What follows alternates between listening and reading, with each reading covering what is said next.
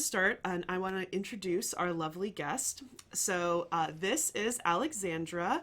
She is an archaeologist and professional mentor with nearly 20 years of experience in academia and fieldwork. After years in the trenches of archaeological digs, she now supports professionals at career crossroads, guiding them towards alternative paths in archaeology and beyond. Her career began in Romania, where she participated in numerous archaeological missions and collaborated with academic institutions. Since 2010, she has contributed to an international research project in Turkey, Greece, and Austria. And by the age of 30, she became the field director of an excavation, successfully leading the project and managing the whole team. In 2023, she transitioned to freelancing, challenging traditional academic paths in archaeology by building her own business. Through professional mentoring and training, she helps professionals explore new opportunities and create fulfilling careers beyond the conventional trajectories. She has also co-founded PastForward, a shared space for archaeologists committing to building sustainable futures that you guys will hear about at the end of our talk. So welcome so much, Alexandra. That's like literally amazing, but also I am 30, and so that like it reminds me of when I was like very, very young. When I was in college, one of our professors was this older Russian man who like grew up in like the Soviet Union, and he like told the story. He's like, I was heading my first archaeological dig in Afghanistan when I was 19, and I went, I'm 19, and I was like, it was like existential crisis, but also completely different different circumstances for archaeology at that time point. But welcome. I'm so glad you are here, and I'm so glad we've been able to make this happen. Thank you. Thank you so much. I'm also very, very happy to be here and for the first time live on Twitch and also on TikTok. So that's amazing. And yeah, Every I'm time very much looking forward to our talk. every time I get guests, I convince people. I just like keep pulling them in to like use Twitch or TikTok live, and I'm just like, come on, like join the club. Like, it's so amazing, and a way that the community that I have found like on Twitch of these like SciComm presenters is just like literally amazing. So I'm trying to pull more people in to do it. Matt has a very good question, and this is actually going to tie into our first question, which I didn't actually send you, but I want to know how you got into archaeology, because I think that's just like a lovely basis of like why everyone in this field needs a passion. And so I would love to hear like, how did you get into the field? Like, what was your like passions? Usually I have found archaeologists tend to have kind of a winding road of figuring out exactly what they want to do, and I will tell mine after yours, but because mine is very, very winding. And Matt's question within that was, what was your most interesting discovery? So maybe you can weave that in there as well. Well, my story is not exactly the regular, so I didn't have any plan and I never dreamt to be an archaeologist. I never thought about this until I went for the first time on an excavation. So Yeah, that happens. that it happens to the best of us, exactly. The thing is that I had totally different plans. I wanted to study philosophy, then I wanted to study history. I published since high school quite some articles on Middle Ages and so on, but I was very much on theoretical stuff. And then in the faculty, I started orientating. Actually, since high school, I wanted to study the Ottoman Empire and the relations with the former, the former provinces that predate the modern Romania, Wallachia, Moldova, and so on. So the relations with which is, forming nowadays Turkey, the modern Turkey, so the Ottoman Empire. And I learned for 1 year the Osman language, so the old Turkish language. And then I went for the first time in practice in 2006, I think. I was for the first time on excavation as a student at the end of the first year of faculty. And yeah, that was the beginning of the end, so to say, because I was there for like 3 weeks, Oh. and it was the minimum in Romania. It's a bit different. You have to do practice. You have to gather some points in order to enter at the end of your master in the Mm. register, National Register of Archaeologists, in order to be officially accepted in the teams, to be on authorization and so on. So we really have to do this. I didn't go for that. I went for Yeah. fun because everybody was, it's you're 19 years old, you go Hey, on man. excavation because, that's the thing. Absolutely. So, so I left after 3 weeks. I returned to Bucharest, my hometown, and I was very, very upset that it ended because it was so cool and it was unbelievable. Like I couldn't believe that this is archaeology and that's what it is. So I called the excavation director at that time and I asked if I can come back, and I returned for another 3 weeks. Then after this, I came back in Bucharest and I found like a small contract in the Bucharest museum. So I went on another excavation. So it was like, like I was possessed. Like this is how it felt. And then I didn't want to hear and see anything like left and right. Like for me, it was Mm. clear that that's what I want to do. That it's something that it fulfills me beyond Hmm. anything and beyond any imagination. So this is how I started. I didn't wish for it, I didn't imagine, and then it took my Just life, just happened. and my soul. That's Yes. I love that, honestly. It's mine was semi similar. Like when it comes, most people know that like my basis is in archaeology, and then I got my Egyptology master's. So like I've never excavated in Egypt, but I've excavated in quite a few places, um, and it was always so odd because I loved Egypt when I was a kid, and I loved history, and I loved all those things. But when I was going into college, I was going for creative writing because kind of when I got into high school, I was really into creative writing and creating these stories and doing that. And the joke is that my backup job was going to be archaeology, which is hysterical and especially people from the US because it's like archaeology pays nothing. And so I am very, very lucky that my parents supported me enough to like let me do that because I would look at that and say, girl, you're crazy. Like you're not going to make any money like whatsoever. But as soon as I started taking those archaeology classes, that was the bug. That was the thing that like got me. And it sucks because I really wish that I had known I wanted to do archaeology before I went to school because while I loved my undergraduate school, it had the worst archaeology. It had nothing.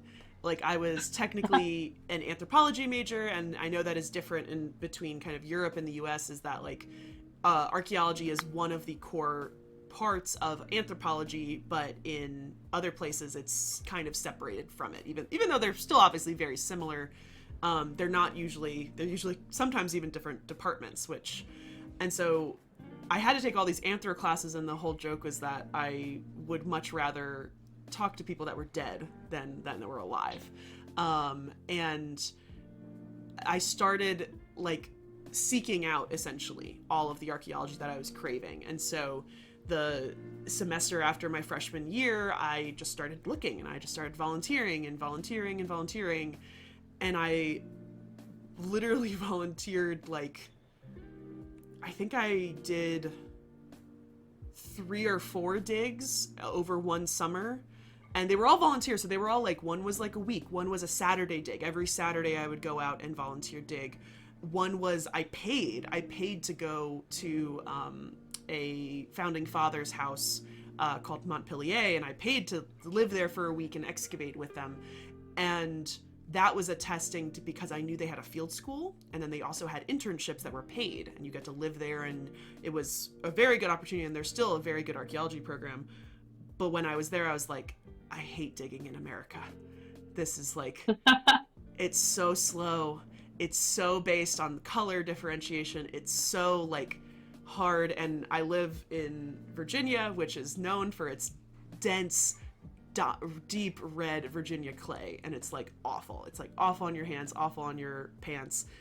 And then at that point, I was like, well, I have to go somewhere else. I have to go find something else.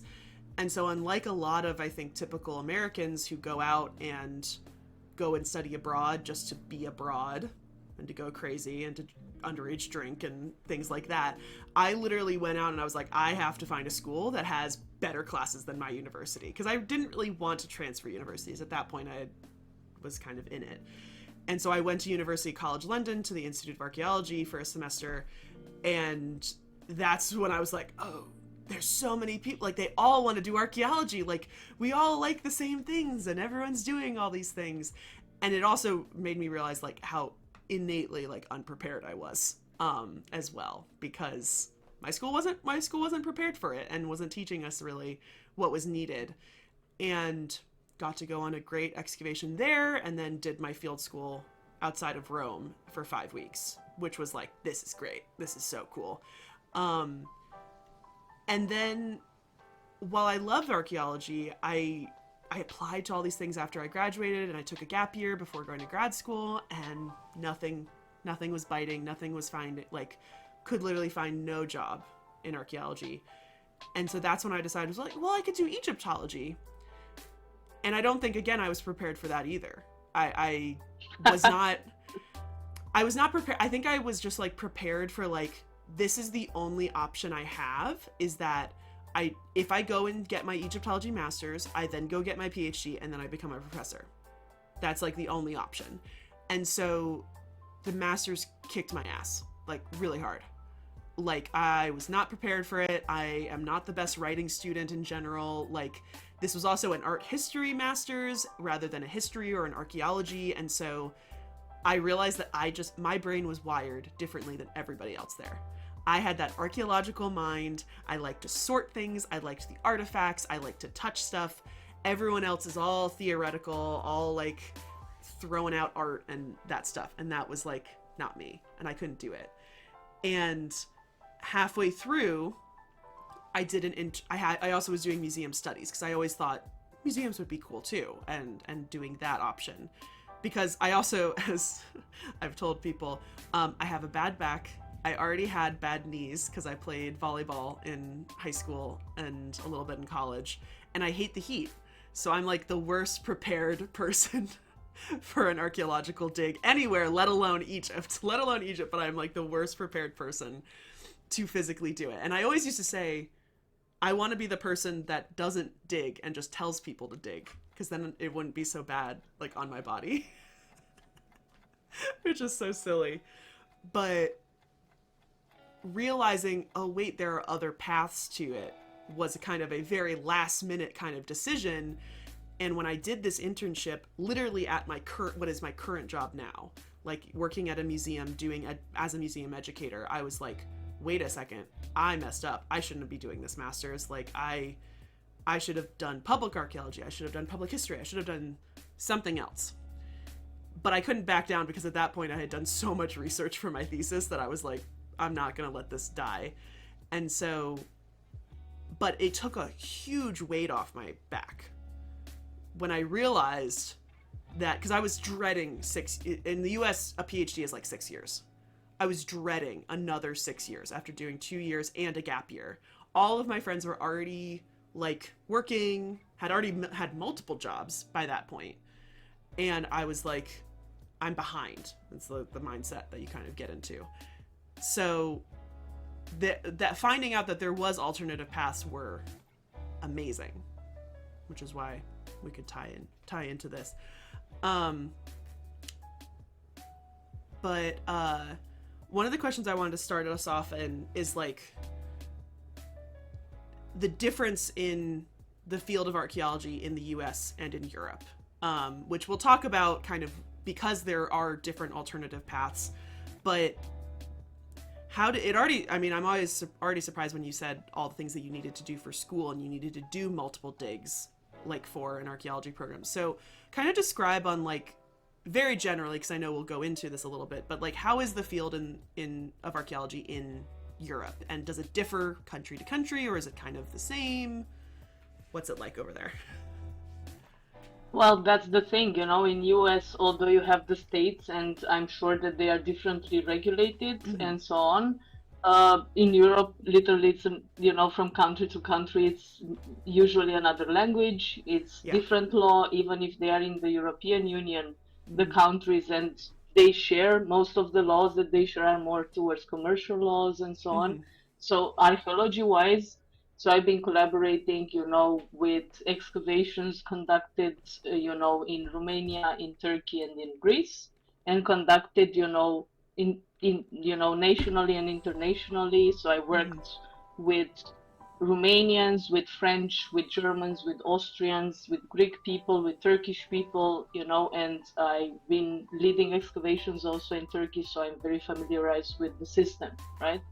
Mm-hmm. And it differs from country to country, and from country to country, it can make your life miserable and super stressful Mm-hmm. because of tons of administration and literally paperwork. If Yep. it's digital, if it's physical, usually we are still, we are laughing also in Austria that with the authorities. From time to time, you find, like, I don't know, magistrate, whatever, here, and they are saying that, yeah, write us, send us via fax. And I'm like, 2025? I never used a fax. I have no idea. What are you I have never talking about? used a fax. No. What's wrong? Yeah, so I'm like, anyhow? Mm-hmm. So going back to the thing, like to your question, there are differences from country to country, including, like with how much practice it requires, and also within countries, Mm-hmm. like within the same country, from specialty to specialty. Like if Yeah. you're a prehistorian, the faculty or the like institute or everything can have some rules that are differing from so-called classical archaeologists. Mm-hmm. Classical archaeologists, which are usually under the umbrella of classical, Greek, Roman, Mediterranean, what is considered the fancy schmancy archaeology for Yeah. the, classical antiquity, the beautiful stuff.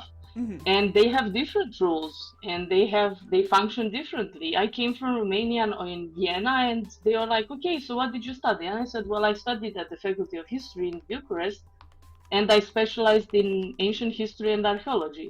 And they said, okay, but which archaeology? And I said, all of it, because I excavated from Neolithicum until 20th century, because you Yeah. need to know. The idea is the same.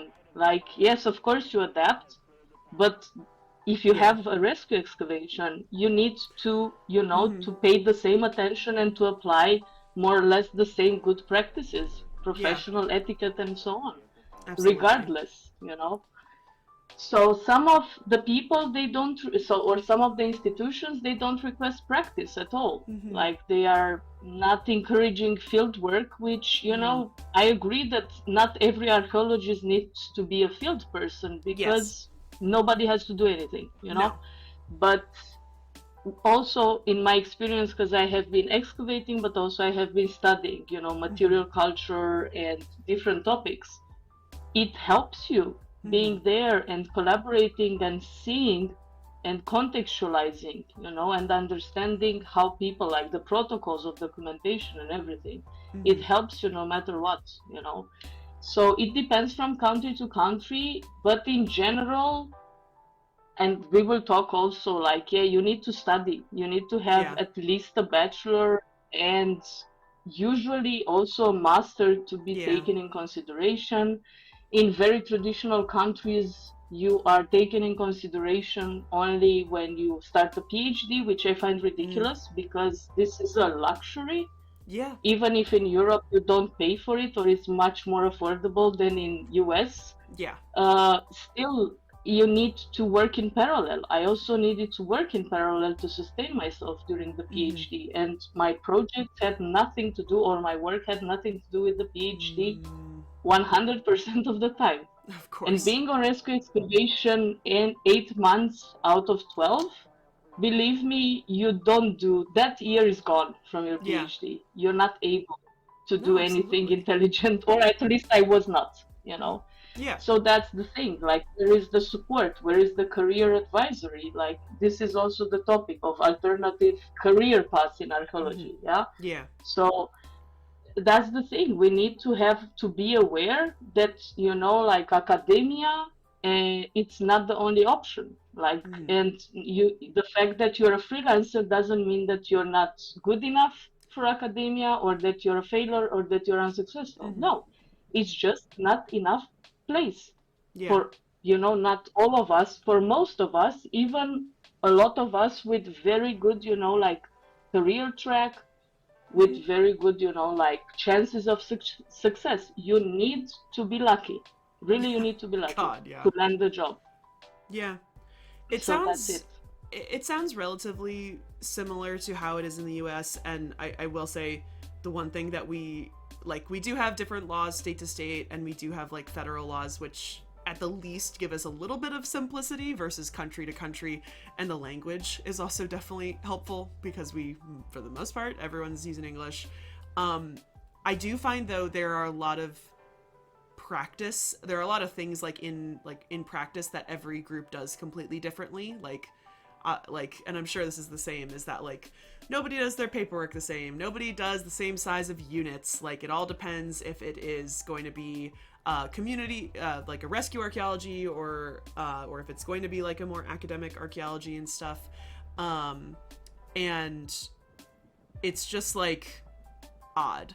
And with the US, I find it is such a obviously it is such a big place, and while there are a good amount of schools that do it, that like teach archaeology, it I find that probably more people are concerned with archaeology that's not in the US.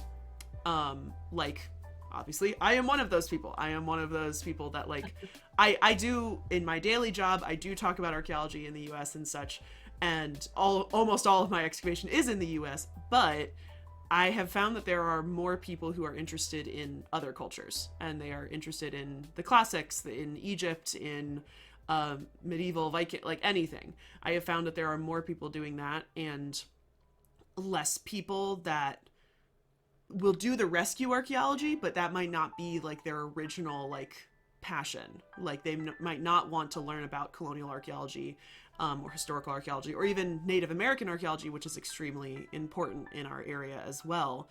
And so there's a very different diaspora of like most people try to go and do a dig that's out of the country, but it is extremely expensive to do so. And that is the other problem, is that because college is so expensive for Americans, it's really hard for like people to kind of justify that archaeology is going to be a worthwhile job. And it always saddens me when I'm trying to give advice to people, and just like telling them that like you have to have that passion, like, because if you don't have that passion, I hate to say it, it's gonna break you. Like it is.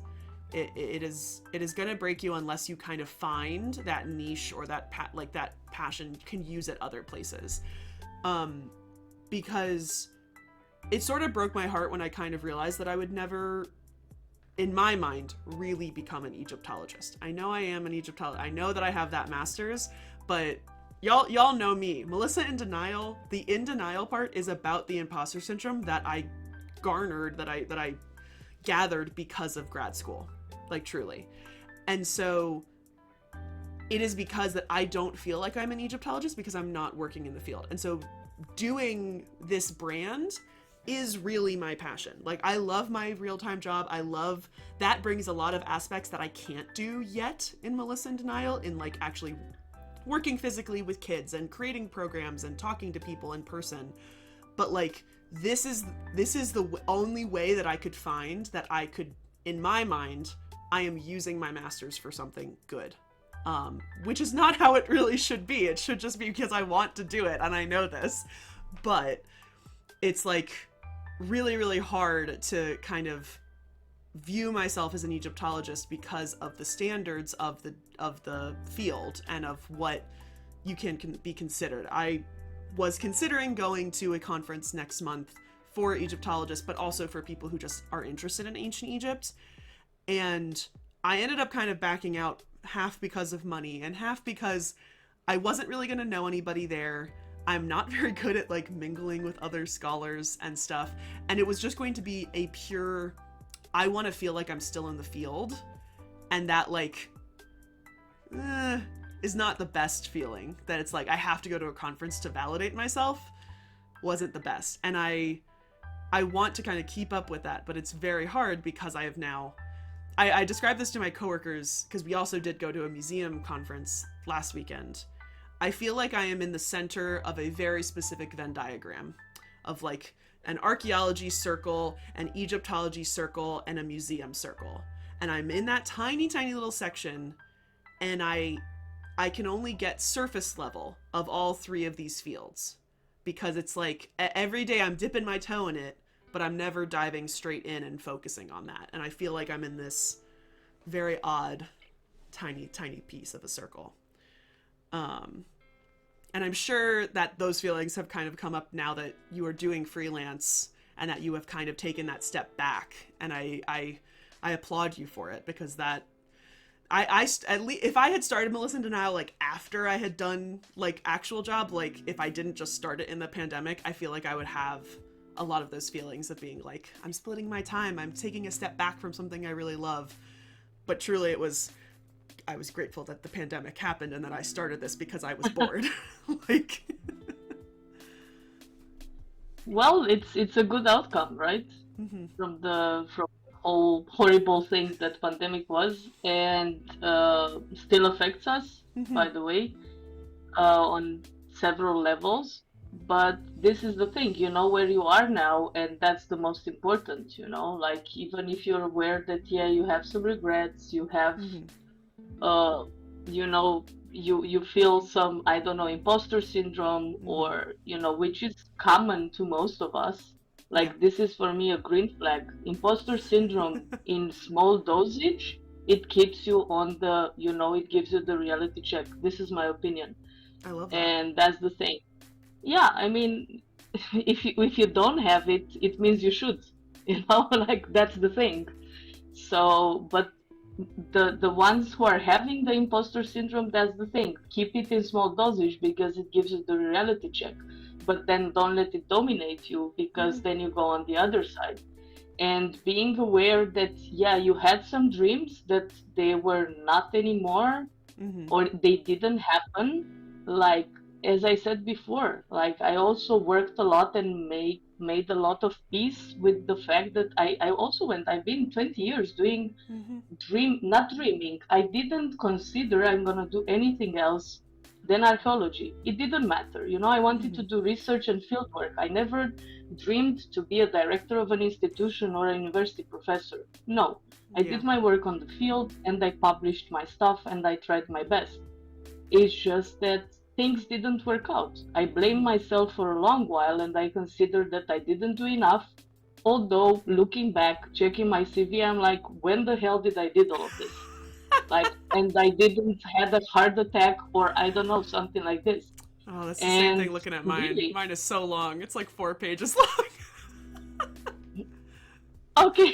Yeah. So that's the thing, Yeah. yeah? So that's the thing. And you look back and it's like, oh, wow. Like, I still have books, you know, I worked 4 years to edit, you know, like Mm-hmm. volumes, and they appeared last year. And I was like, oh my God, I started in 2018 to Mm-hmm. edit that book, and it Yeah. appeared at the end of 2024. There you go, And man. I looked at it and I felt nothing because now it doesn't help me anymore in my Mm-hmm. career track Yeah. because I'm not, you know, like dependent on this anymore. I'm just gonna take some questions because I was a bit, I think I was, maybe it's my English or maybe it's my connection. It was a question of what do you mean when you say you don't need to train to be an archaeologist? I don't think I said that, and if this is what I said, I didn't mean to say it. I said that not every universities or every, you Yeah. know, archaeology, you know, departments are making mandatory the practice, the Yeah. archaeological practice in the field. So, and I was saying exactly the opposite, that I encourage to have the touch, even if you want to study anything else, like maybe you want to study epigraphy or numismatics and Mm-hmm. you consider that you don't need it. Well, I was always You should. asking, you know, the numismatists to come on the excavation and to discuss together and to, you know, contextualize the things, the Mm-hmm. finds, because everything makes sense. We are doing, you know, an artificial thing by splitting the material on the excavation.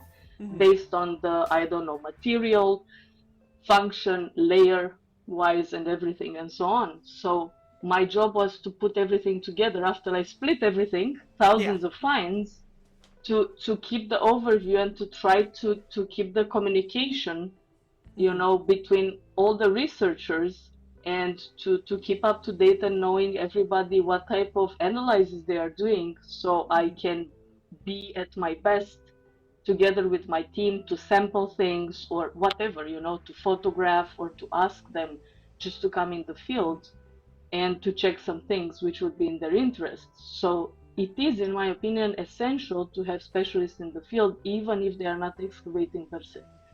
That's the thing. Yes, and hi, And we General can C. take You more just you questions. just missed our intro. But yes, this is Alexandra. She worked in archaeology in let me get it right, Romania, Greece, and Turkey for over 20 years. Directed a couple different excavations there, but she is now a freelancer who is helping people transition to academic paths outside of archaeology, and through her mentoring. And so that's actually going to be our full topic that we're going to talk about today, but we're kind of just setting the groundwork for the differences in archaeology and in Europe and the US, because the smaller PowerPoint that we're going to do is going to talk about the differences of alternative paths and suggestions for those who live in the U.S. and in America, because there are obviously massive differences between the field.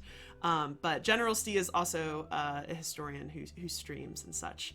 But yeah, feel free, and just a gentle reminder, we do have a lecture questions channel point if you don't want your question to get lost in the chat.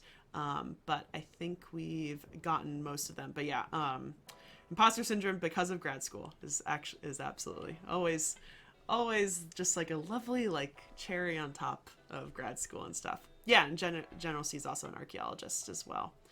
Um, but yeah, so the next question I wanted to ask to kind of get us for is like what is your favorite part of archaeology? Like the field of archaeology. So it can either be like the physical things you're doing, but like what is your favorite part about the field? And then we'll talk about also the least favorite part about the field as well. So for me, the excavation, it was for years the place where I could be myself without being ashamed to show who I am. So I found, my quietness and I'm a very, people, perceive me as a very, like extroverted person, but I'm really thinking very much ahead, like how I'm presenting myself and how I'm talking, because I come from a background where, also being a woman in society and also in archaeology, you should know how to present yourself and so on. And then myself, inside myself, I'm a very rebellious person, and I'm questioning everything just because I want to know, like, okay, I don't want to take things for granted and so on. So archaeology was the place where I could be with people, but be also away from people and be fine with myself. So I think it was the first form of therapy before knowing about therapy and thinking That's that this amazing. is, or perceiving it as therapy. So I was in a way, discovering also myself and accepting myself and understanding myself for what I am. Um, and then on an external way, it gave me chances to, besides the fascination of literally discovering things with your own hands, Yeah. it gave me the chance of meeting so many people from so many places, and I encountered so many things from, I don't know, general things like learning expressions, learning new languages, uh, I don't know, changing opinions about food, about Oh whatever, yeah. And yeah, I mean, things and seeing places that I would have never ever had the chance to see. Like this is something like a privilege of, working in this field, that you could work in such remote places Yeah. that they are so out of the touristic track, and not the mainstream tourism. Even Yeah. you know, a bit more like, let's say, underground or whatever you want to say it. Like, it's this feeling. It gives you this, you know, like powerful feeling that Hmm. you can do some things with your own hands, literally and figuratively. So Absolutely. that's something that gave me a lot of meaning. Yeah, I 100% agree. In in my perspective, one of the things I just sometimes I really need calm projects, and I sometimes call them like brain numbing projects, things that I don't really need to use my brain. And cleaning artifacts was one of my favorite things to do. I truly like, I could, you put your headphones in and you just sit there and you just clean them and you examine them. And a very short excavation I did, I think it was literally 2 days. Essentially, they just needed another volunteer, and it was in Washington D.C. And I like excavated, I think, the first day, and I was sifting and stuff. And then the next day they had set up a little mobile lab, and I was like, "Can I go clean?" And she's like, "You want to clean?" And I was like, "Yeah." And it was mainly because I wanted to see the objects that I pulled up, because I didn't like it in some instances, not all, but in a lot of instances, you dig up those things, you get that quick, I don't know, sometimes longer if you find something really cool and you want to show everyone, but most often you just put it in the bag, and then that gets sent off to a lab that then you don't see anymore. And so I loved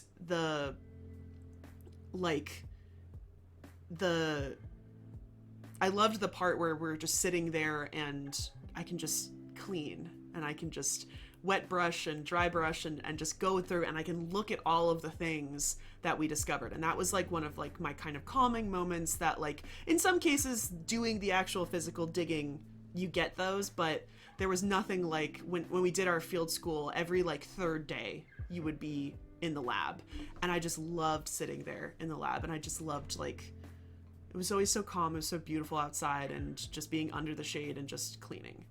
And so that was something that I sometimes need. I need those mind numbing projects, because my mind is going 100 miles a minute thinking of everything that I do now. And so sometimes I miss that a lot.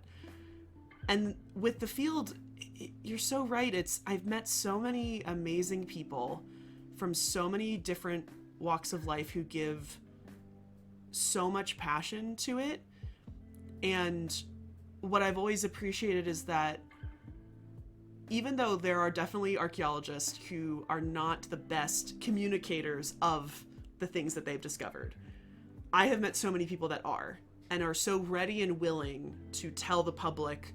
And that's why I love my job specifically right now, because even though we have a specific museum educator for the archaeology museum that I work at, whose job is literally to plan these programs and do these things, every single archaeologist who works in this museum, and almost every historian that works, I work for 8 museums, so it's a whole big system, but all the archaeologists are always willing to talk to a guest in a museum if I don't know the answer to a question. And I always just appreciate those people who are so willing and ready to talk to the public, and hate to use the word dumb it down for people to really go through all of this process. And I've always appreciated that, because academia told me that sometimes people are very standoffish of their research and having to pay huge prices to read articles online. And it's just like, but we can teach people about this stuff. Like, we can become accessible. And for the people who are like, so I so many people come up to me and they're like, I wanted to be an archaeologist when I was young. And I'm like, and I'm so sorry about that, but do you want to learn more? Like, this can still be your little passion. You're just not physically doing it. Like, you can still sit there and you can still read and you can still learn. And those archaeologists who are not willing to talk to people are always like, I'm like, what are you doing? Like, what's the point of your job at this point? Like, thank you for finding all of this knowledge, but how are you going to tell people about it? And so that's one of my favorite things. General C, we will get to your question in just a sec. We got one more question, and then we're going to start. The specific topic of this one is alternative career paths in archaeology. So we have a couple things that we're going to get through in here, but we will definitely answer your question. If you use the lecture questions channel point, that will save the question so that we can see it in a little bit when we're ready to answer that one. Because I got one more question, kind of the opposite. What are some of the, I don't know, it's so weird to say it in this way, but like, what are the things you don't really like about the field? What are the things that you think need to change maybe in the field? And I do want to bring up that question at the very end of like, how do we like see the field changing and doing that? But like, what are the things that were not always the best that honestly, I'm assuming probably pushed you into doing and into creating your own business and doing freelance after so many years in the field? I think isolation is one of the worst things that it's perpetually, promoted. Mm-hmm. And not only in archaeology, but within academia. And it's this, like fear of not being good enough. Mm-hmm. And no matter how much you do, you have to do even more, and you will never, like, the standards and the expectations are so high that they are unreasonable. Mm-hmm. Like it's at the level of destruction. Like it's most of the people are ending up in depression and burnout. Mm-hmm. Because they don't have a life anymore, or they have, like they are making so big sacrifices that in the moment that they get a permanent position, they don't want it anymore. There is also a psychological phenomenon for this.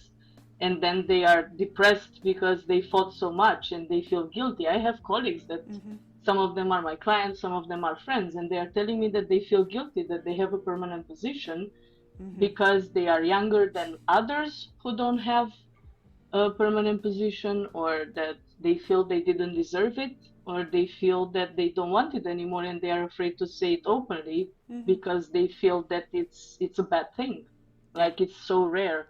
So this is something that something is not working in academia. That's clear.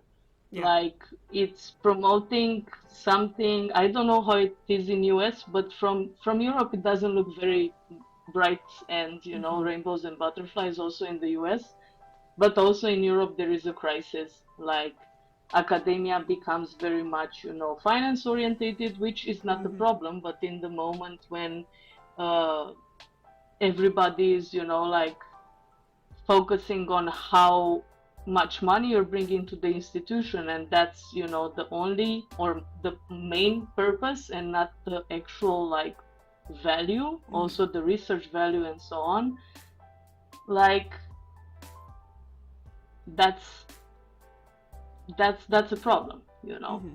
And I'm gonna answer now like different trends. There are two different things, academia and professional. They are not the same. No, they are not. But academia has tendency of sending this message that mm-hmm. if you are not in academia, you're not a professional, researcher, archaeologist, absolutely. Historian, whatever.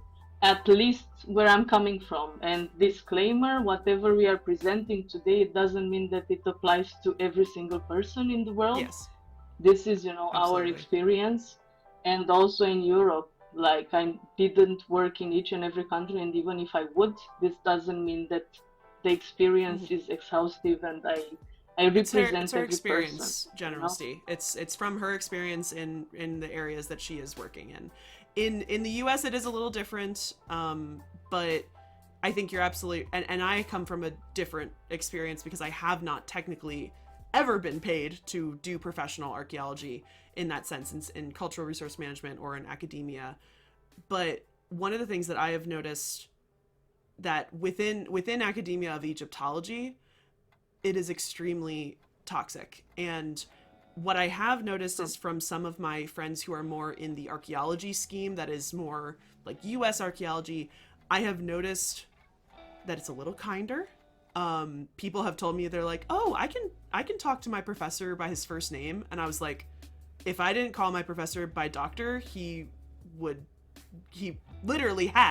did once completely like berate me that it wasn't appropriate and stuff.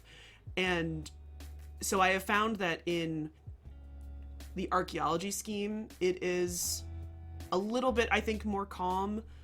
But what I think of the problem is in the US is a lot of the CRM archaeology. And the biggest problem I see is pay.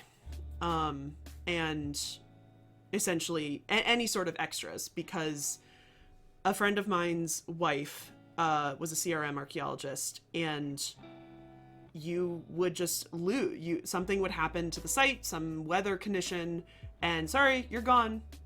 No, there's there's no things like PTO. There's no things that support people who are in these sort of positions. And the entire time, you also have to travel a lot. And I'm sure that it still applies in Europe, but in the US, these CRM firms will cover the entire mid-Atlantic. That is multiple states, that is hours of travel and living in hotels and not having a stable kind of space. And it's something that it seems like all CRM archaeologists are looking to get out of it. Like, they are doing it for the time, but they are looking to get out of it.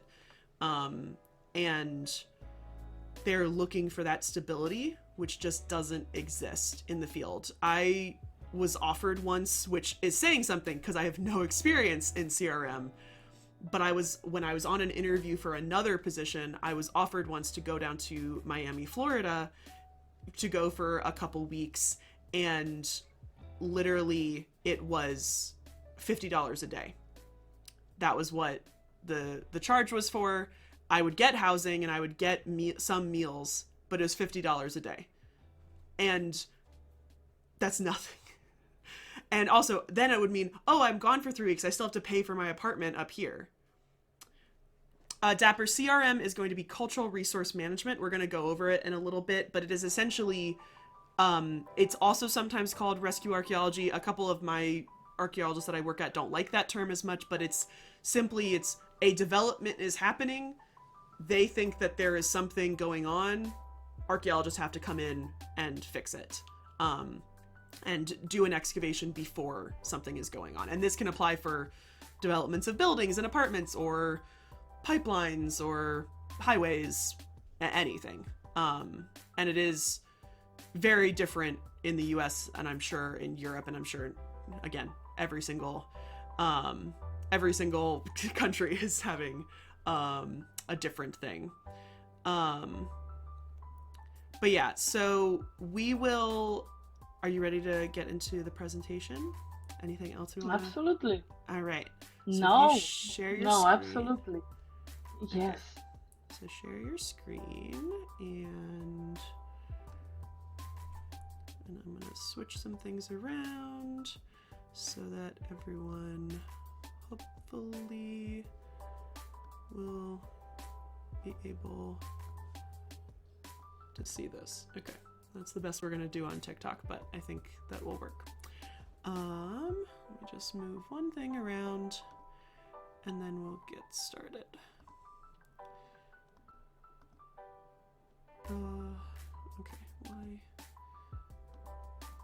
Just want to make it a little bigger. There we go. Okay. So we're kind of going to go back and forth a little bit here.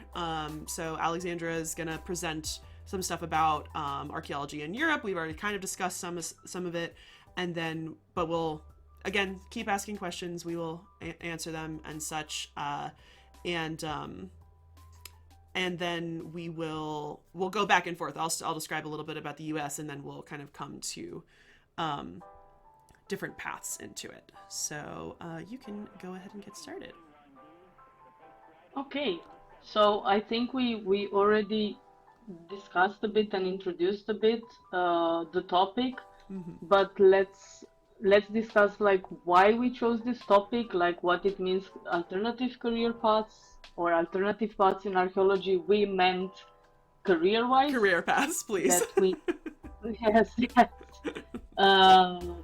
But again, as somebody was asking, can we use crystals? Like, why not? If it works for you, you do you. You know, like you do you. That's the thing. So this topic. So in my experience, which again, you know, it doesn't mean it represents every person. in this world, or every archaeologist or every student, archaeology student or so on. But a lot of archaeology graduates, and not only graduates, honestly, people like already at different levels of careers until what it's called senior, they struggle with career options.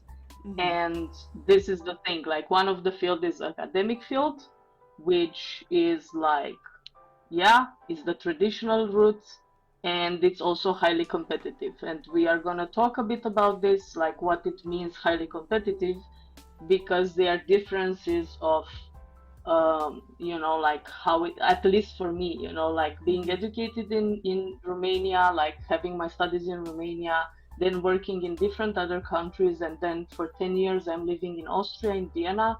So there were some big differences, Mm-hmm. you know, in how, the studies are made, and also like the career expectancies and the career tracks within research institutions or within universities.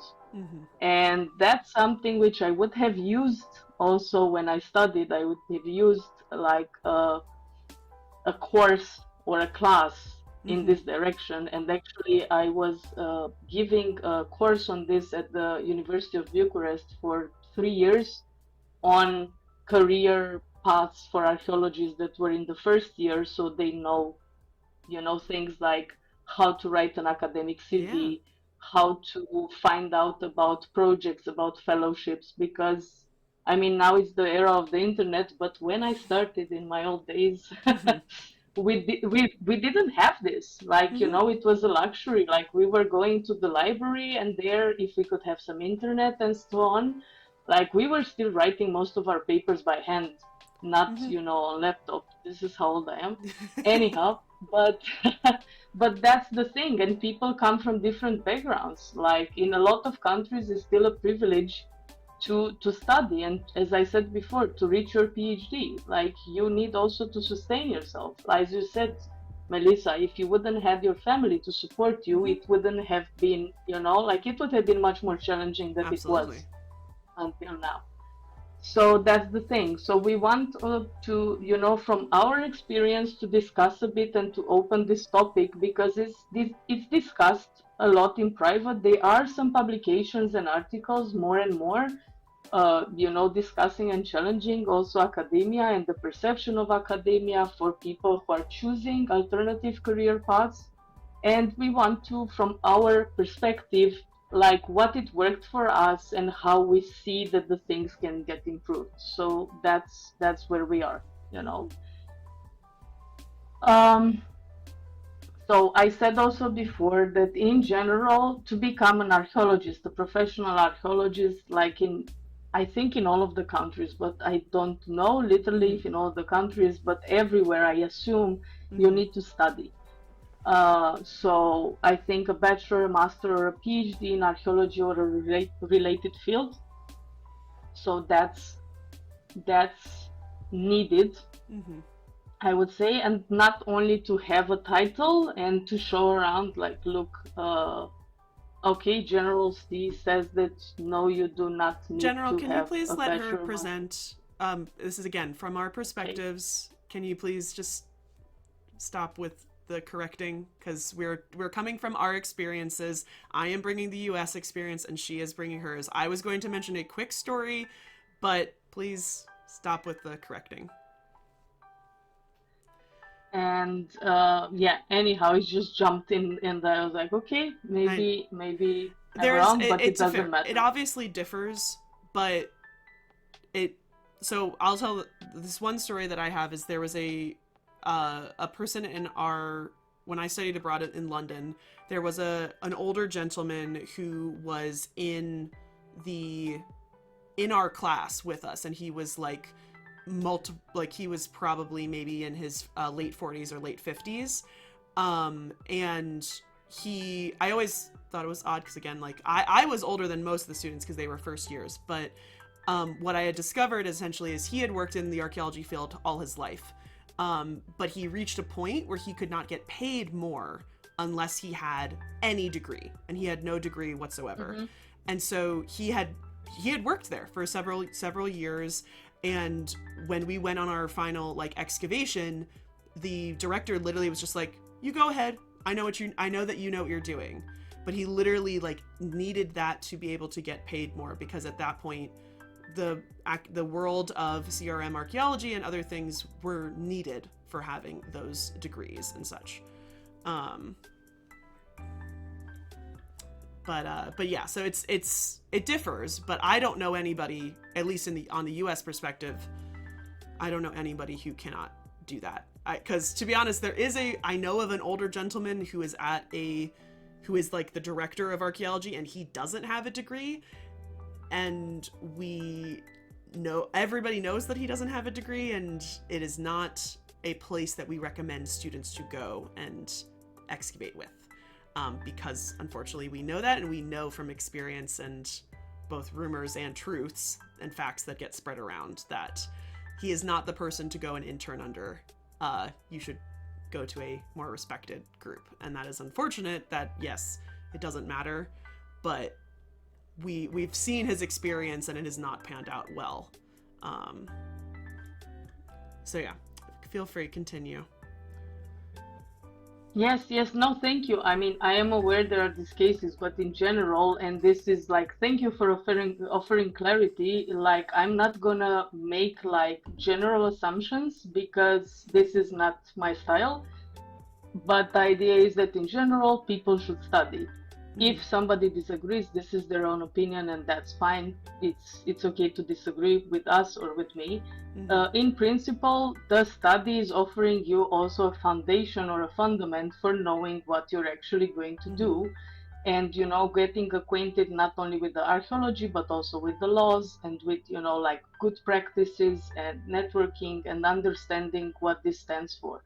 And also furthermore, the practical experience, like we discussed before, like field schools and so on, they are providing essential hands-on experience, which in my opinion is very good if you will continue or not to to pursue field work and be what some people call field technicians. I come from a different background where we are not separating between field technicians, at least in Romania and other countries from Eastern Europe. We are trained to do field work and research. So we are also publishing and, collaborating and so on. But that's another thing. That's why I don't want to generalize. Like, I want to leave a bit of, space, because people have different, experiences. And it is and general it is helping people, to get into the field. This entire lecture is about jobs. So that is why we're using those terms, is that we are talking about those who are either already in the field of archaeology or want to get into the field of archaeology and want a job. We're not talking about personal researchers who are doing that on the side. We are talking about like the job market specifically in this, and the alternative. We are talking very generally. I am trying to give a general US consensus while Alexandra is giving a European version, but we are talking about how people can find we're realizing the title should have been alternative career paths. It's talking about jobs, jobs specifically, not those who just want to be researchers on their own side. That is not what we're talking about here. We're only talking about jobs. Yes. So how our experience in the field, these are the things that have been happening to us, and that why we want to talk about this. We have said the word generally, General Stee. Okay, everything in here is generally. These are all suggestions for those who are in the chat. Okay. Anyhow, that's a very good question. Do you know, what is your gender ratio in archaeology? Do you know? Because I have seen it.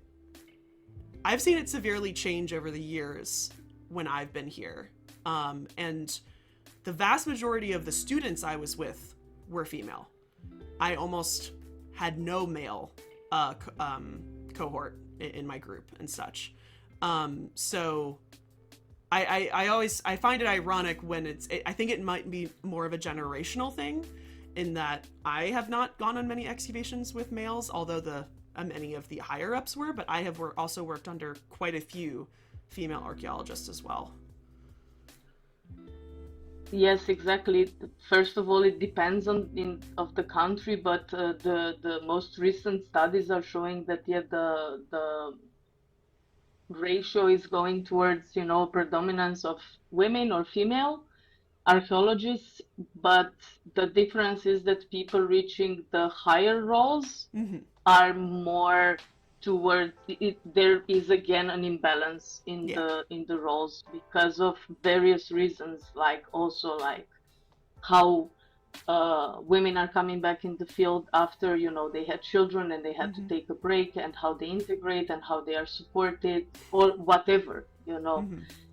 issues. So in general, yeah, exactly, good old glass ceiling. The good old glass So ceiling, man. that's yeah, so that's the thing is that at the first glance it looks and it's very good that there are a lot of women in the field, but the reality is that at the senior level, the landing of permanent position or senior level positions, like most of the women in archaeology are quitting after the postdoc. Like the percentage is very, very high. Yeah. Like in the and especially after the second kid, the percentage is huge, like Yeah. really huge. There were some research, like some publications a few years ago, and it was showing this. So yeah, that's Mm-hmm. how it looks like. And just to add, besides the studying and the practical experience, also the networking, we like it or not, networking is not for everybody and I it's hate not a it. must. Like if you don't like people, don't do it, right? I hate networking so much. That's the But thing, because everybody comes and says, oh, if you want to, or everybody, I had yeah. professors or I had people and they're like, you have to do this, otherwise you're not going to be a successful archaeologist. And I'm like, oh, come on. Yeah, that's what it will, Mm-hmm. uh, bring, like that's what gonna land me a, permanent position. For some Mm-hmm. people, maybe it works, but if it's really not your jam, it won't work. It's gonna be forced and it's gonna be more awkward, Yeah, That's the thing. oh God, I am a person, I'm not very good at mingling. I clam up. It's like if I don't already have some of these questions for somebody that I completely don't know, I am not very good at mingling. And so you would think that like not in person I would be much better, but then there is just this like this my anxiety just like stops me from writing that email, and they're just like don't do it. But one of the funniest things that I had, which I think this is a very individual experience that my university had my master's because my master's was the only fully paid master's in Egyptology in the US. I think that they were very competitive to equalize themselves with like the Ivy Leagues in the US and the other universities that have Egyptology, because there are not a lot. And so they, I think, were using it under the guise that they were being professional. But if there was an instance where I wanted to email another Egyptologist about a project that they had done for my thesis, and my professor was like, I have to email them for you. I have to introduce you to them via email. And I was like, what? Like, really? And in that moment I realized that apparently was very odd, because when I was an undergraduate, I emailed one of the most famous Egyptologists ever, because I was wondering if he had some research, and we had a lovely email chat back and forth. He was a professor at Oxford. God rest his soul. He died last year. But like, I was suddenly like, was that wrong of me to like just reach out to somebody without being introduced by a professor? And I was like, and again, like the ways that they quote unquote taught us in this graduate program, I felt was just like, I don't know, it just it tainted a lot of how I think academia works, and in that it is all about networking, and it's about like I at a conference that I was with my professors, I had read a book about scribes in ancient Egypt, and the author was there. He's an Egyptologist. He works at the Met. And my professor like introduced me to him, and I was like, oh, this is so nice. And I was like, I really liked your book. I liked learning about it. And this guy could not talk to me. Like, both of us together, like, had nothing to talk about. And because he was just like, I'm sure he meets hundreds of people at these conferences who's read his book. And I think I got pulled away to something else, and I caught an eye of what my professor looked like, and she looked profoundly like embarrassed. And I'm like, well, you were the one who introduced me when I did not consent to that. Like, I prefer to view from afar unless I come up with a very specific question that I want to ask them about or talk about. That's just, networking is just not my thing. And that's okay. That's what I wanted to say, that this is okay. Like, we should have, an environment where, what I said, nobody has to do anything, in the sense, like, don't force it because it's going to make you feel miserable, or it's going to make you feel that you're not good enough, or that you're missing elements. And this is not, like, nobody has all of it. People are pretending a lot, and they are not saying.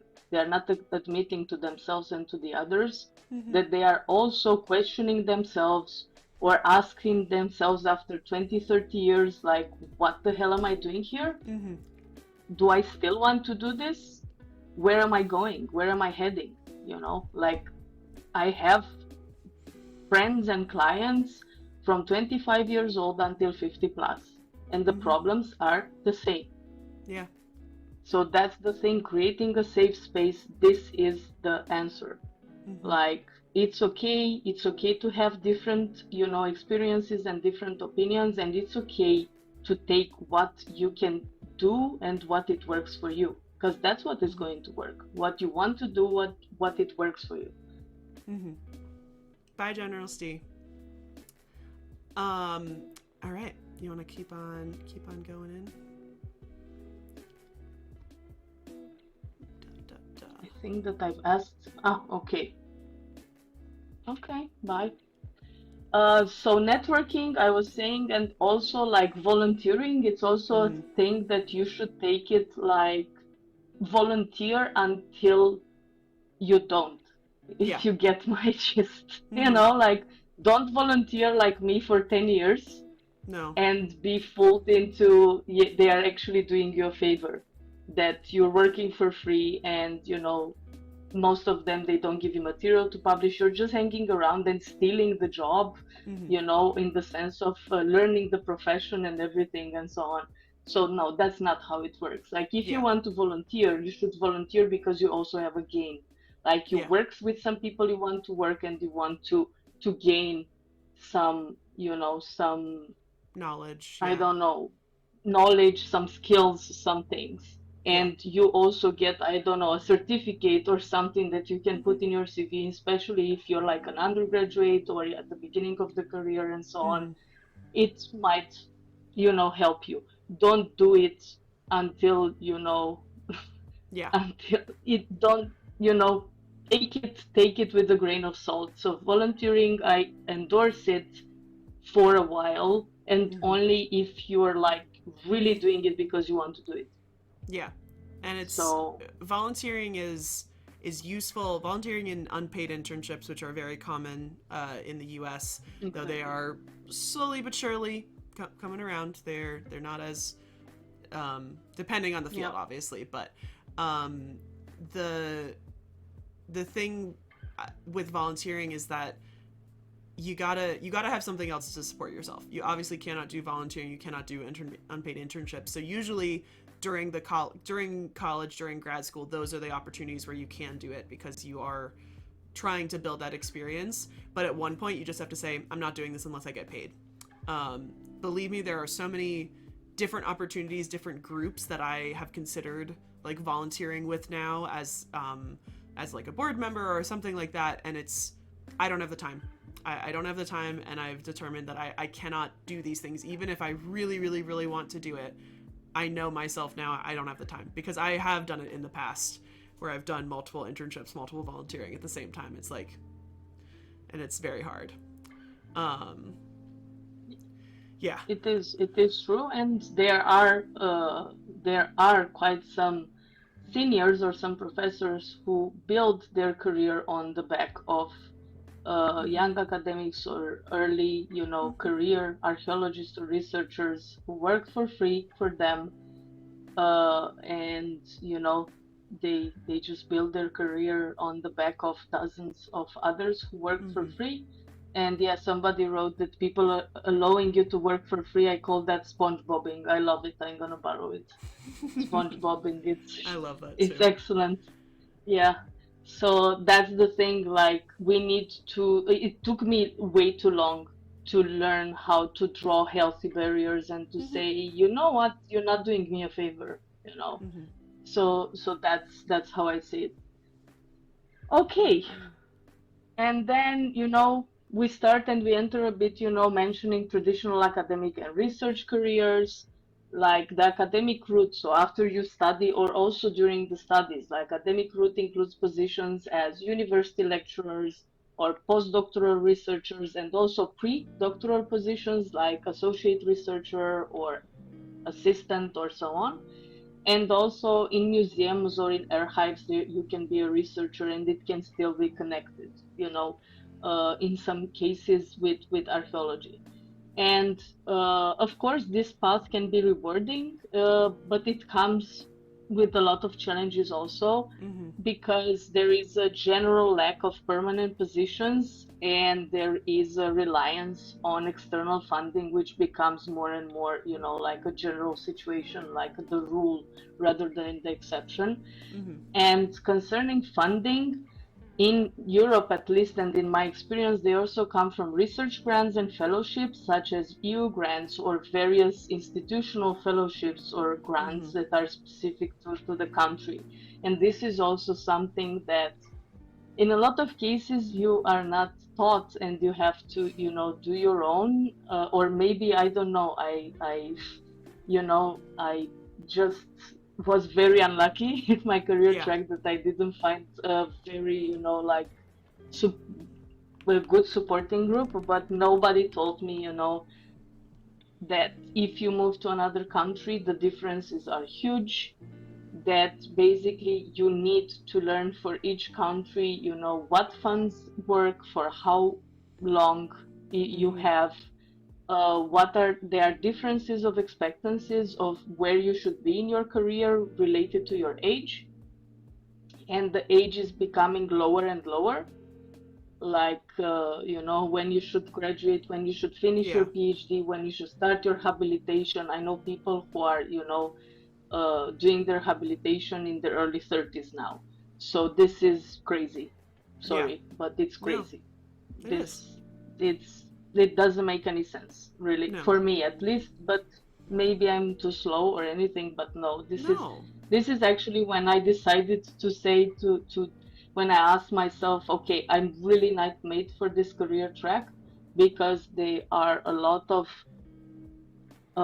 institutions in related to academic but research institutions for archaeology that are not universities. Yes. So where they expect you to have a habilitation, and for people who don't know what habilitation is a second PhD, because it's not enough. We are so fancy, we need to do two. Really? And Oh my every gosh. country, yes, I'm glad it's that's it's not a thing in the required in. In the U.S. Yes, to also to become like a university professor, you need to be habilitated in most of the countries. Wow. And the habilitation normally should be in a different field or period than your PhD to show your versatility. So Whoa. amazing, yeah. Huh. And yes, and you can be also habilitated by a cumulus of articles that are considered to be outstanding for the field. And Huh. but it's a bit disconsiderate in some parts, this type. Yeah. But long story short, you do another PhD in another, like for example, for me, when I did, because I also had a habilitation plan. So my PhD was uh, about late antique urbanism in a specific region on the west shore of the Black Sea. and the changes that happened in that area. And then when I submitted, I applied for an assistant professorship at the University of Vienna at the Institute of Classical Archaeology immediately after my PhD. So I was 30 years old, and it was a 6 years position. And I said, they asked directly for a habilitation plan. So I wrote a habilitation plan on Byzantine. So I went further, Yeah. development of like early and middle Byzantine, development of urbanistic and changes in the Asia Minor province. So in the nowadays, let's say the modern Turkey. So I changed the place and I extended my chronology My to goodness. be, yes, and yeah. And then at the That's point I started questioning myself, like, how can I do teaching, writing and applying for projects, writing my uh, habilitation, and also leading excavations, because this was what that's was expected. crazy. I have always Yeah. ironically said that, like, one thing that I always thought that professors in, and this honestly is for most university professors in any field, is that I've always thought that it should be a requirement that university professors have to do some sort of teaching certificate or teaching masters, because I have had so many professors who are obviously so knowledgeable about the subject and have that passion to teach the subject, but have no idea how to teach it, and have no idea how to make lesson plans, how to make tests, how to do any of those things. And so I can see the advantages of this habilitation, especially because I have had people who, one of my very good friends who got his PhD with me, who was a Egyptologist, he teaches like World History 1, but his specialty is like the pyramids of Giza. Like he has had those excavations, he Oh has that wow. experience, but he's actually one of my favorite people to talk about networking, because, and he comes on stream sometimes, because he went straight up to Mark Lehner, one of the head excavators at the Giza pyramid, and says, "This is what I'm doing my PhD on. Can I come and excavate with you?" And he's like, "Yeah, sure." And I'm just like, God, I wish I had that. I wish I had that networking ability. But like the the teachers that I've had, and unfortunately, this is also something that I was going to bring up later, is that like I went to Catholic school my entire life, which is privatized and is not does not hold the same standards as the public schools in my state and in a lot of states. And so I also had this problem with my elementary school and high school teachers, because in the state you are required to have a master's in teaching along with a like BA in whatever subject you want to teach, but you don't have to have that for private schools. And so I have had this experience pretty much my entire academic life, all the way up from elementary school, of these teachers that are sometimes really interested in these topics, but just don't know how to physically teach it, don't understand the different aspects of learning. I am a visual learner. I am not a writing, like, absolutely not. If I read, it will go right out my head. I need the visuals. And so this is always something that I thought was needed for both the private school teachers, but also for academic university professors. And Maddie brought up something. The other thing is that there's also professors who don't care about teaching, because again, Exactly. being at that university allows them to do research and allows them to go on excavations and allows them to do all those things, but there's a requirement that they have to teach. And so I'm like, Exactly. there needs to be so, like, I like this habilitation minus that it's a PhD. Like, if it was a master's, especially, I obviously know that like PhDs in Europe take much less time in comparison to like US. Like in the US, you could never get somebody to say, "Oh, I'm sorry, you need a second 6-year PhD to be able to teach." That's no one would teach. No one would be professors in the United States if that was required. But I can see what needs to change, but I can also see the advantages of it in some ways.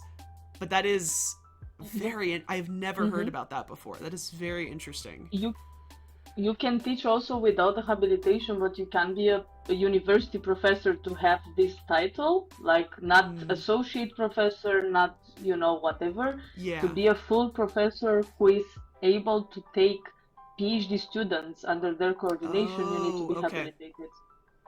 That's the thing. And this Interesting. generates another crisis because there are so few permanent positions Hmm. that they are overwhelmed, and you deal with professors who are not able to support you, Hmm. and not able to actually understand in a lot of cases your topic, because you have to go in a lot of cases officially with somebody who is specialized on whatever, I don't know, I, ancient Greek statues or pottery or whatever, yeah. and you're doing whatever else, that it has, I don't know, metallurgy I or I whatever, had to do this with my senior thesis in undergraduate because one of the problems at my university, because it wasn't an archaeology university, is that they only offered the required classes every other year. And so the senior thesis was only being offered my junior year when I had already decided and essentially paid that I was going abroad. And I essentially, and again, I was an anthropology major, so it was not an archaeological anything. Like it was, I was supposed to be doing an anthropological study on something, which I did not want to do. I like absolutely was like, please don't make me do this. And I essentially made it, I asked, can I do an independent study and just go with one of the professors who was a new archaeology professor who literally came that year and was like, I'm ready to change the department. I want to do all these cool, like, he is one of my biggest mentors and like change maker in my life. And so he was like, you could do it on anything. I was like, I can do it on anything. And so I did it on ancient Egypt, and I did this kind of like archaeological research sort of paper. His specialty was the African diaspora on Long Island, New York.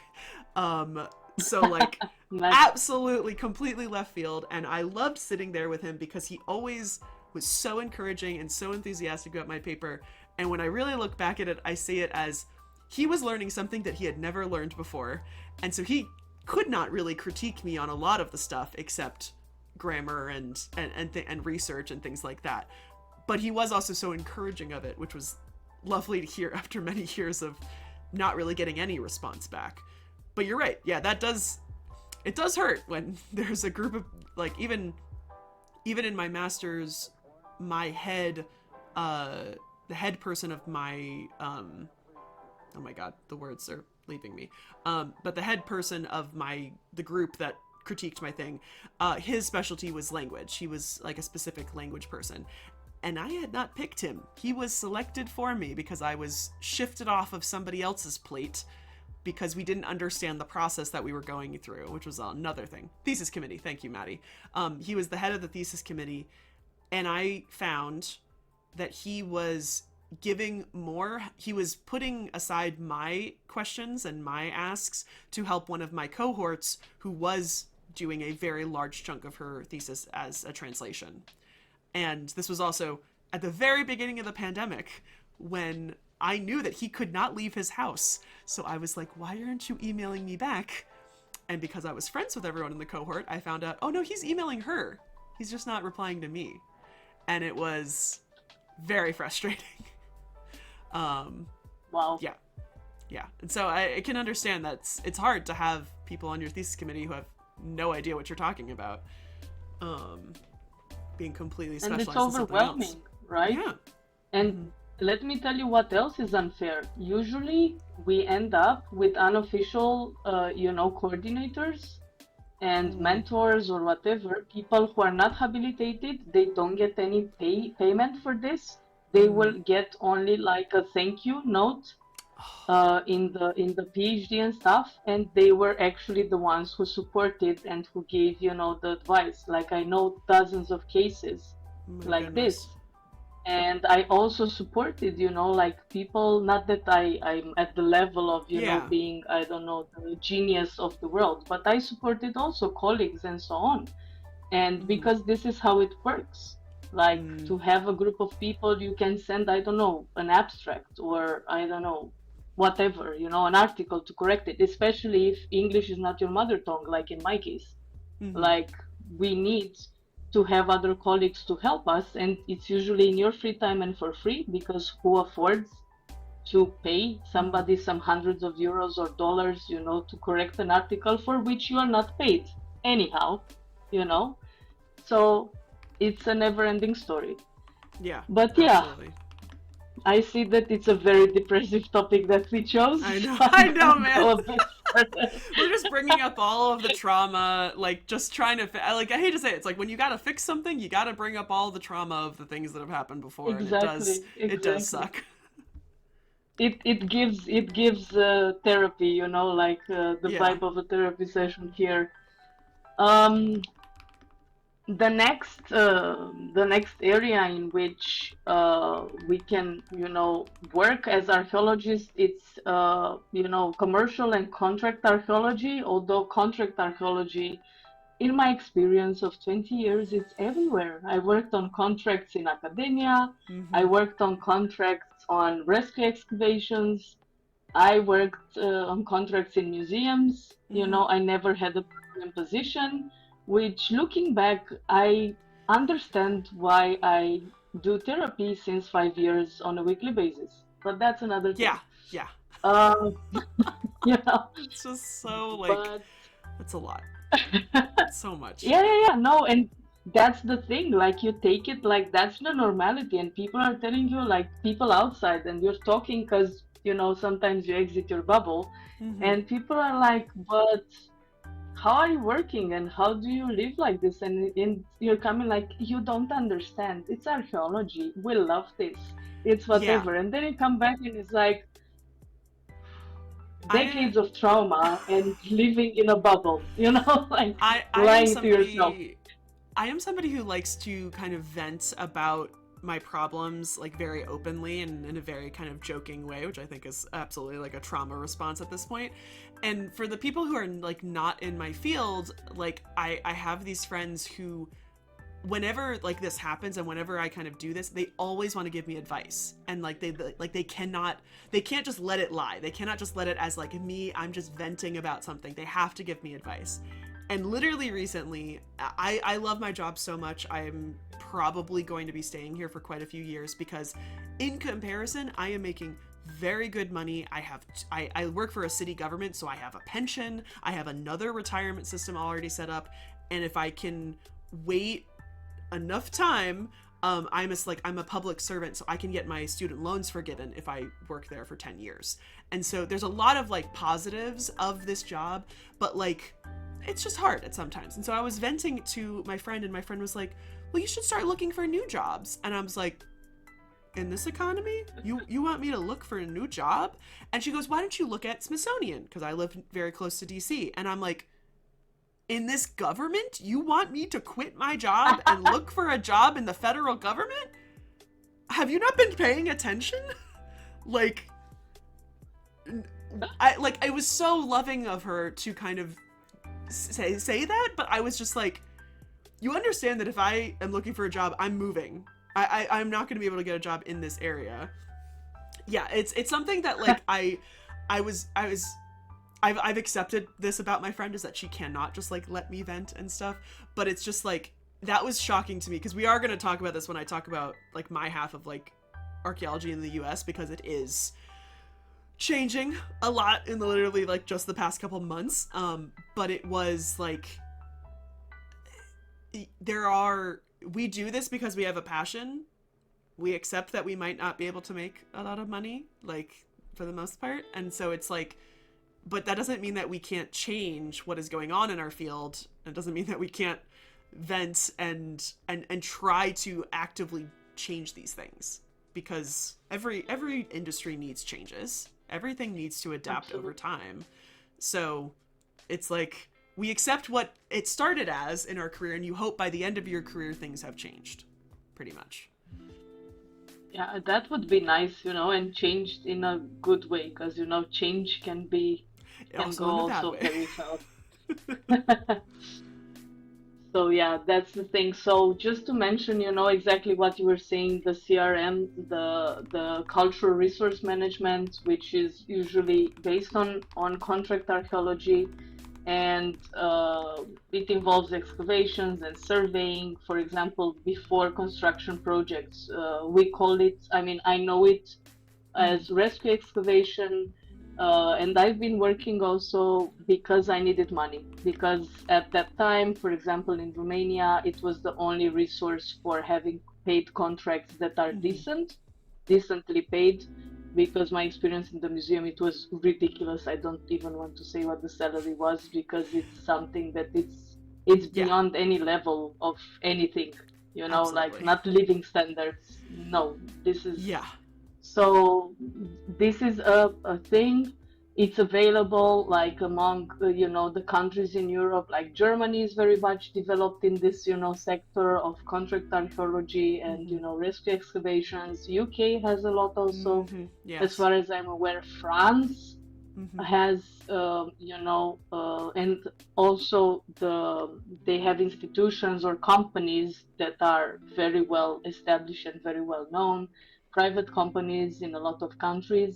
There are also countries that they don't accept private companies for archaeology. This Mm. is another discussion. This is why it's Interesting. always good to do a bit of research because you never know when you might need a contract. And if you move from a country to another, that's my open and friendly Hmm. advice. Do your research, go and ask some questions. What are the resources for funding? If it is academic or non academic, it doesn't matter. Mm-hmm. Get a group of people, get for a coffee, a virtual coffee. I also did it with people from outside Austria. Now I'm Mm-hmm. in Austria for 10 years. I know how it works here, and in general also like Central or Eastern Europe, I am aware how it works. Mm-hmm. So I am in various groups, for example on Facebook, because I'm old and I'm still on Facebook. I'm still on But Facebook. You're not old. People still. Facebook is necessary for some things. Absolutely. I am at the level that people are asking me like if Facebook exists anymore and who is there, and It it I'm does. managing groups of 25K people, and I'm like, we're a lot there still. I There's mean, people on live and Facebook. kicking, some of us dying, but still there. Still there. Anyhow, so there are support groups, including for archaeology and academia, including for living Mm-hmm. archaeology or living academia and so on. And these are safe spaces where people can get support Yeah. in any case. So if anybody wants to do this, I really encourage, because there might be some differences that if you prepare a bit in advance, it might spare you some headaches. Mm-hmm. Not all of them, because life is lifing and Yep. things are unpredictable, but still it saves you some heart attacks or stuff like Yeah. this. So I'll mention one thing that that's I learned. Yeah, feel free to go ahead. One of the things I learned was when I did my field school in Italy was it was half done by I think University of Verona, but then it was mostly done by University of Michigan along with I think there was a Yale professor as well. But one of the things that was an interesting law or rule that I had learned was that we were free to do excavation, do anything, but if we found an intact burial, so like not just random bones anywhere, but an intact burial, everything in that area had to be shut down, and you would have to call what is called the soprintendenza, which is like the was superintendenza, yeah. described to me as like the archaeology police of Italy, and so it was one of those things that it was like that is something that you don't touch, and I was like, oh, okay, that's new. I hadn't really heard of that before, and like it only there we only found one semi, but it was like it was a child, it was a little baby in a pot, and because it was not preserved enough, like we didn't have to call them, but it was like we were all kind of like, do we have to call them? Do we have to shut down? And it was like, probably, I think somebody had called somebody and they were like, no, it's only like a big burial. And it was interesting because I was like, I've heard of rules like that in Egypt, but only like,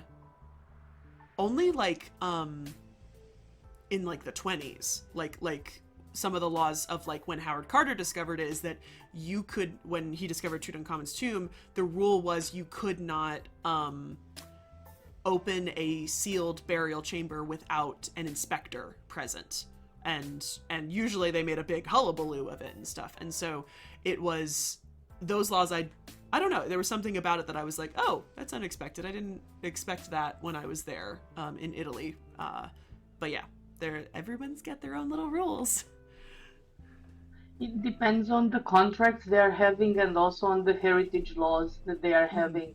So if the I don't know, if a university has scientific, like property, so to say, although I'm not fond of the term, then they are deciding according to the law. Usually they are deciding how they are negotiating and what they are giving further to the cooperation partners or other universities that want to also excavate and create, I don't know, field works Yeah, and stuff. So that makes it's sense. still a form of negotiation. And yeah, so these are really different, not only from country to country, but also from this uh, uh, excavation. Like, it's depending also from excavation to excavation or university to university, or they are some sorts of traditions that I'm not going to comment further, Yeah, because I'm not pretty fond of traditions. They are fun to look from a side unless you're in the middle of it, and yeah, then it's not absolutely. fun anymore.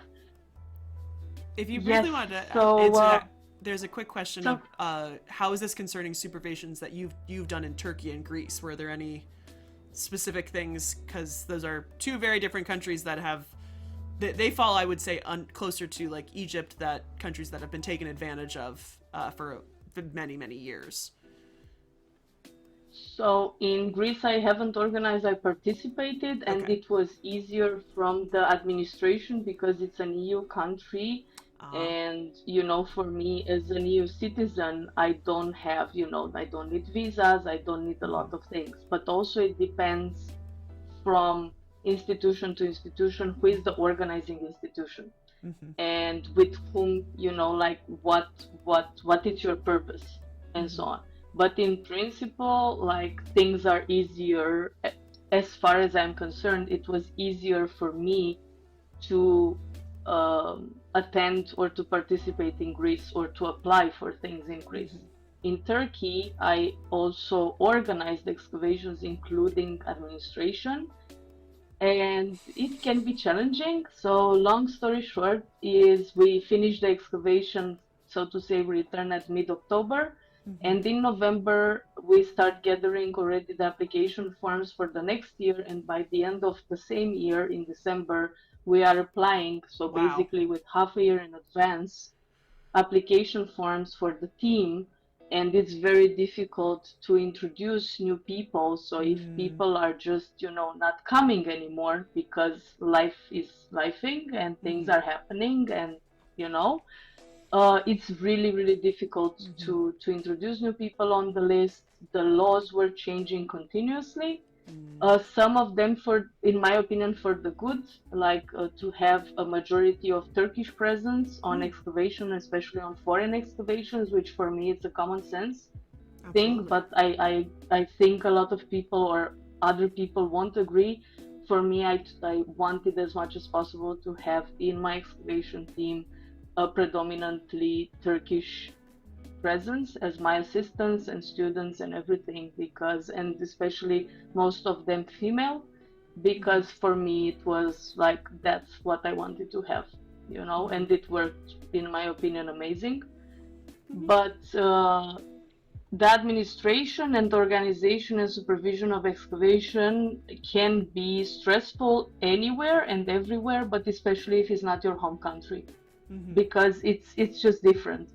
If you Yeah. don't speak the language as your mother tongue, you don't have the connections and the network, like where you lived or where you worked for longer time, and you have to just get used to the style and the networking, and like the, let's say, the cultural aspect of how the archaeology works, like how it's life Yeah. in different other countries, like how are people working and networking, and these are things you cannot learn or read in books, you have to experience.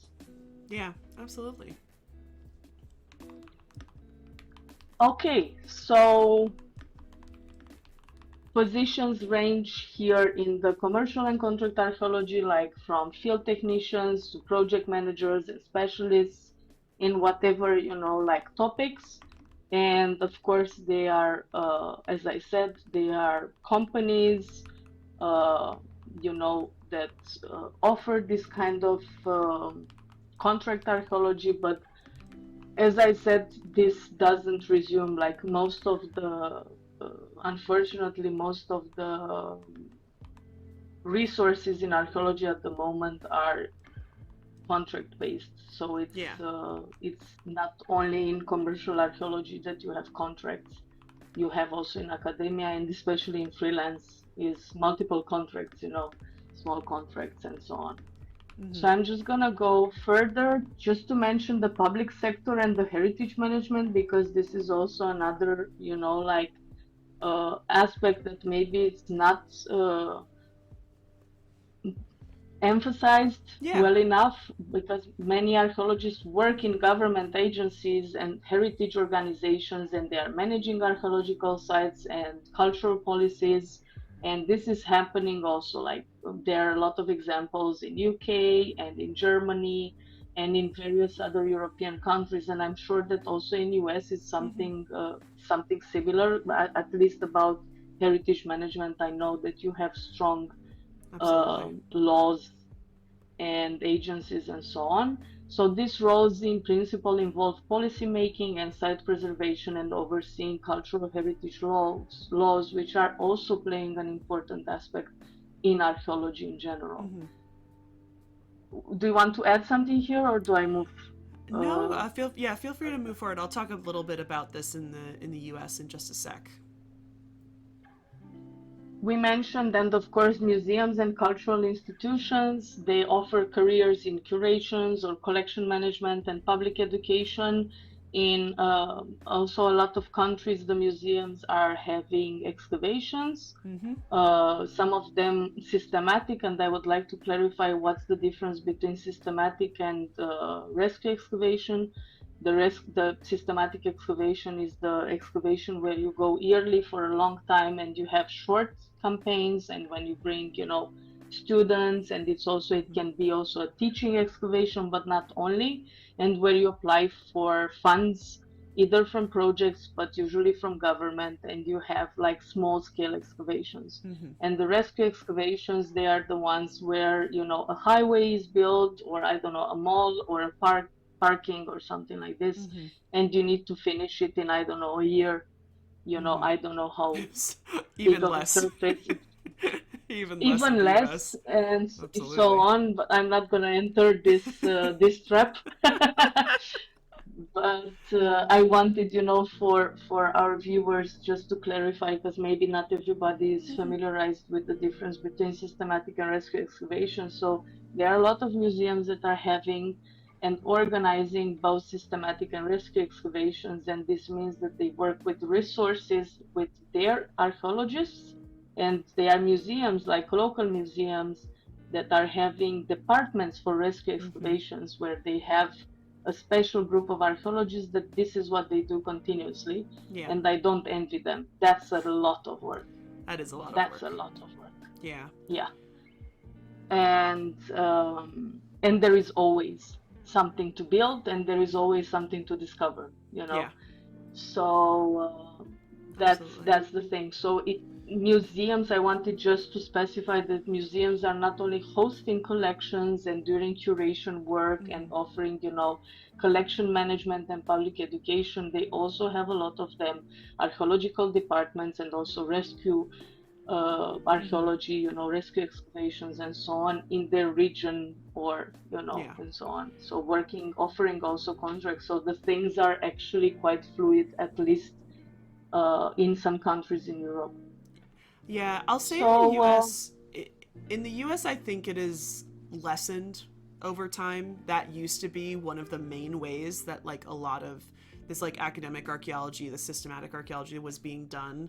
And I've noticed that a lot of the bigger institutions don't often do it as much, at least in the US. And granted, I'm obviously have a very Egyptology mindset on my mind. And I think that has to do a lot with collection policies now, is that like back in the day, the reason that these museums did it is that they would take those objects and put them in the museum. And nowadays on the Egypt side, it is absolutely not allowed at all. Like, our objects don't leave Egypt anymore. For most countries, that is the policy. I can't think of anyone at the moment that would still do that unless it's objects that are from the same country. But yeah, I think probably most of the time, if you're doing excavations in your own country, they will get given to a museum. But it's still like, it's not done as much. I've not noticed it as much, or they don't have as big of a departments, because I think museums have slightly shifted from collecting to education. And so that is the exhibit planners, the museum educators and stuff.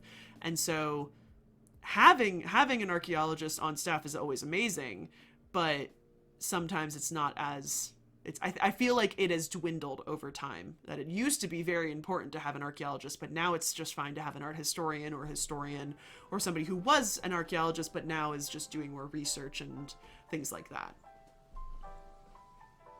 Yes, absolutely, absolutely. Yes, and it's very important, because this is also one of the things, like, when do you have time to do excavations, to analyze the materials, to publish them, so to do research and so on, and then you have to start again and go on excavations and so on. This is also a topic that it's not enough discussed, that at the point you need to take a break and to focus on your research and, you know, to process everything, you know. Anyhow, but yes, with the artifacts, most of the heritage laws are forbidding taking materials. The only cases I know is that in some countries you can still take samples, like if the country allows this, that you can send it abroad for some specific analysis, but this will disappear also soon, because most of the countries will have already laboratories and specialists.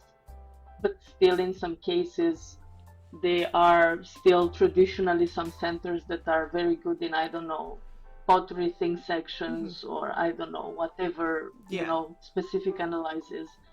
But this is slowly, like, disappearing, because most of the countries are investing also, that they are attracting funds to open their own labs and research centers. So that's what I wanted to add. Yeah. And the answer to that question, Okay, biologist, is yes. Sorry to cut you off, but yes, American institutions are do have, and then this pretty much goes with most places, is that would be part of the contract, and the permit is that you can absolutely then publish the stuff, and usually you have to have, at least when it comes to Egypt, almost every excavation is worked in conjunction with the Egyptian Ministry of Tourism and Antiquities. So you might even have a professor from that area, or you kind of do a joint excavation. And so there is that's kind of a way that you're both writing it together, and you go back, and even when the excavation is done, honestly, sometimes you have to go back and you have to go see the objects and analyze them and scan them and things like that. But yeah, that's absolutely always allowed. Alright. Perfect. I switched, and I think this is a slide that it's mostly dealing with US. So I wanted to, for my section of this, I wanted to give everyone an idea of what does the field look like in the US, and kind of on a numbers base, which is harder to do obviously with the entirety of Europe. So I've gotten a lot of statistics for you guys, which is usually a little bit boring, but we'll be fine, and you guys will enjoy. So I've looked up essentially the U.S. Bureau of Labor Statistics. The unfortunate thing is that because archaeology is within anthropology, all of these stats have to do with anthropologists and archaeologists. So the numbers are unfortunately skewed, and there's no way to determine the difference between them. And there is quite a big difference, so it is kind of unfortunate that they don't have anything separated of this. And I couldn't even honestly give you guys an estimation of half of this number is archaeologists, half, or a percent. I couldn't even give you that, unfortunately, which kind of sucks. But taking all these numbers with a grain of salt, in 2023 is when all these stats are coming out. Median pay is around $63,000. And there was about 8,700 jobs, people that like labeled themselves as an archaeologist or anthropologist. Surprisingly, the Euro Bureau of Statistics estimates that it's actually going to have 800 openings per year, and it's like an 8% job lookout from 2023 to 2033, and that over time there will be more jobs kind of opening up, which, hey, that seemed like a very good statistic for me. Though, again, this is based on 2023, and in 2025 things have been changing like crazy, so who knows, in a couple years these stats might all be a little more skewed. You are expected to have a master's level at the least. I do know people who can get essentially like technician jobs with just a BA, but again, that's going to be the lowest paying job. You might not be able to move forward in that without the master's, and you might be able to do it if you have enough field work as well, like field work, or if you've done a lot of options. Like I know a student that was just an intern at our museum, and he was an undergraduate. He's never had a master's. He was able to both intern with us and then volunteered for another like 6 months extra doing lab work, and was essentially able to get a job at an archaeology job at a founding father house in the area, which is honestly amazing because it is not CRM, but it's also not academic. Like it's in this very interesting niche that I think he's very lucky to kind of get that, and he just has a BA and stuff. So yeah, there's some kind of wiggle room, but really masters. And for most archaeology, unless you want to like go into academia, you probably don't need a PhD in the US. Like in some cases it does, but I know people who will get that job and then they will slowly do their PhD on the side, as kind of a side thing. It's like you don't need the PhD for some positions, but some people will go and get it afterwards. But again, US, it takes 6 years, and you have to be doing research. PhDs, luckily in the US, are mostly unpaid for the most time, but you have to be doing something for it. You have to be doing research. You have to be an assistant. So sometimes it's not possible, which is why some people do the long run of doing a PhD part-time, and just very slowly but surely. So you can see here the percentage of all these different types of positions. You have these, most of the groups are going to be research development in the social science and humanities. Then you have management, scientific, and technical consulting services, which is going to be that cultural resource management, that rescue archaeology for the most part. 21%, and I say was, the federal government. And this is the unfortunate thing, is that number is going to go down. I wasn't able to find as many stats as I really wanted to about archaeologists that have been fired in the recent kind of turnover in our political climate, but I know it's happening, and I know a lot of people we're all petrified kind of in a way. Then you have these engineering services, which are similar to cultural resource management, but in the US there are different firms. So some firms will be specifically focused on archaeologists and will have that lab. And then in some firms, you are going to be an archaeologist working alongside engineers, architects, construction firms. And so that I think is what that engineering services is, which is why it's such a small percentage. And then all the way at the bottom is the colleges, universities, and the professional schools, that more academic archaeology. And on the other side, you see the average pay for all of these groups, and you will see that everything gets flipped up on its head, is that the groups at the very bottom are getting paid more than the groups that are at the very, very top, which in some ways makes sense, but in some ways is just like also just very difficult to kind of stomach. The federal government, people are making the most money, and then you are getting more for engineering services and colleges. But when you really look at the differences between federal government and then all the rest of them, the federal government was going to be one of the best places and one of the largest groups that was going to hire people. And I have a separate slide about that as well. If you can go to the next slide, that would be great.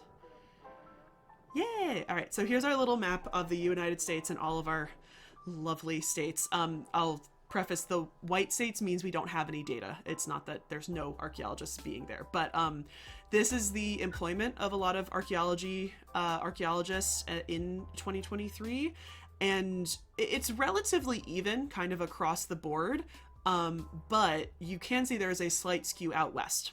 So Texas, New Mexico, Arizona, California, Nevada, and that is because that is where there's a lot of space, and there's a lot of Native American sites out there, and there's also a lot of archaeology that just hasn't been recorded in that area.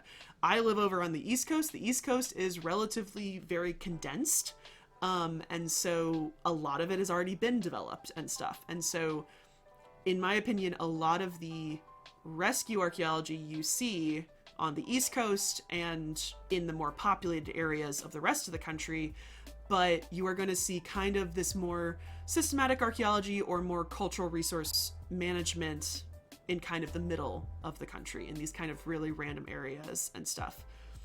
Wombat Hole, yes, there's a lot of weird wars in the United States, but yes, think of it, the East Coast you see here, that was all the like 13 colonies, and everyone then moved out west. So the middle of America, it's not that empty, but it's kind of empty in a lot of ways. And then there's a very big colonial history on the East Coast, and unfortunately a lot of the Native American archaeology on the East Coast has not been preserved. There are definitely sites and there are definitely places, but because Native Americans were ousted so quickly out of that area, there's not as much, and also a lot of the stuff has been developed. The Native American sites that we have are much better, are like from the Mississippi, which is just along the kind of middle of America, and then out west, and stuff. Checking my notes. Okay, can you go to the next one, please? So this one is just slightly different. This is like a concentration of jobs for archaeologists. And as you can see, West Coast. So if you really want to be an archaeologist in the United States, you probably want to go live on one of the West Coast states. And it really kind of, with the US, it is, to get archaeology jobs, you have to kind of be willing to move, truly. Like, there are just so many, depending on your specialty and stuff. Vev, yes, that's a good point. We're going to talk about that as well. Because Native American sites they are not just any normal site. It is because most of the time there is a living population that is connected with that site. It's something that only a select amount of archaeologists have to kind of deal with, because in a lot of places, like Egypt especially, a vast majority of the modern population does not really connect, like, very closely with whatever culture they're excavating. Egypt, for example, modern Egyptians don't really connect a lot with ancient Egyptians because of just so many different groups coming in Egypt and stuff. But there's a modern population that you have to think about when it comes with Native American archaeology. And so it is difficult to get into because you have to have those conversations. And we're going to talk about that in a couple secs, because there's a very interesting opportunity for like an alternative path for archaeology that involves Native Americans that I wanted to talk about and such.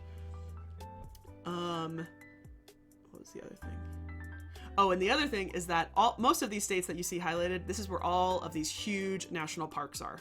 And national parks was one of the biggest employers of archaeologists. And so a lot of archaeologists are going out to those sites, which is why a lot of those states are highlighted so large. And then can you go to the next slide, please? So in comparison to that first green slide, this is that exact same slide, but based on like counties, not by state. And you can see how many blanks there are now of counties that don't really, it's not that they don't need archaeologists, but there's just not a lot of jobs for archaeologists. And you can see how heavily it is in, it's hard to see, but in bigger cities, like there's a large green circle kind of around the DC area and up in New York and in New England, but then a lot of it is out west. And so it's hard. It's hard because you have to be kind of willing to move. And even as I mentioned earlier, cultural resource management people, you have to be willing to move just to go to a dig for a couple weeks and then go back. Like you are very mobile.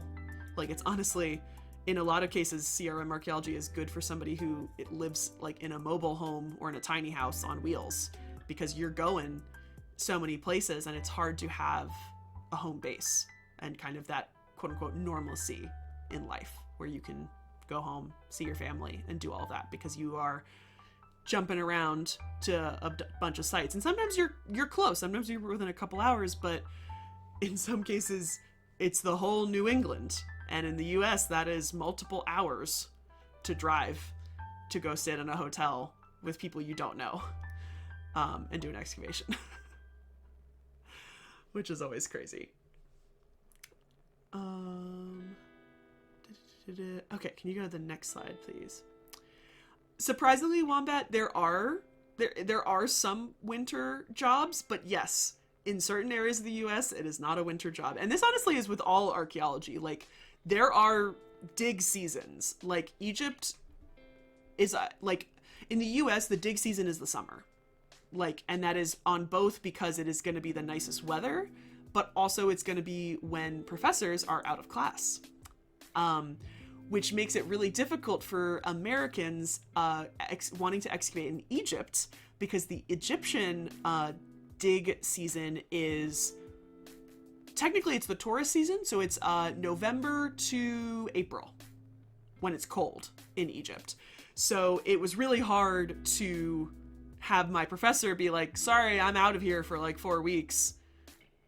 Here's your thing you have to do. Like, it's really hard for academic professors in some cases when their dig season does not line up with actual breaks of where students are.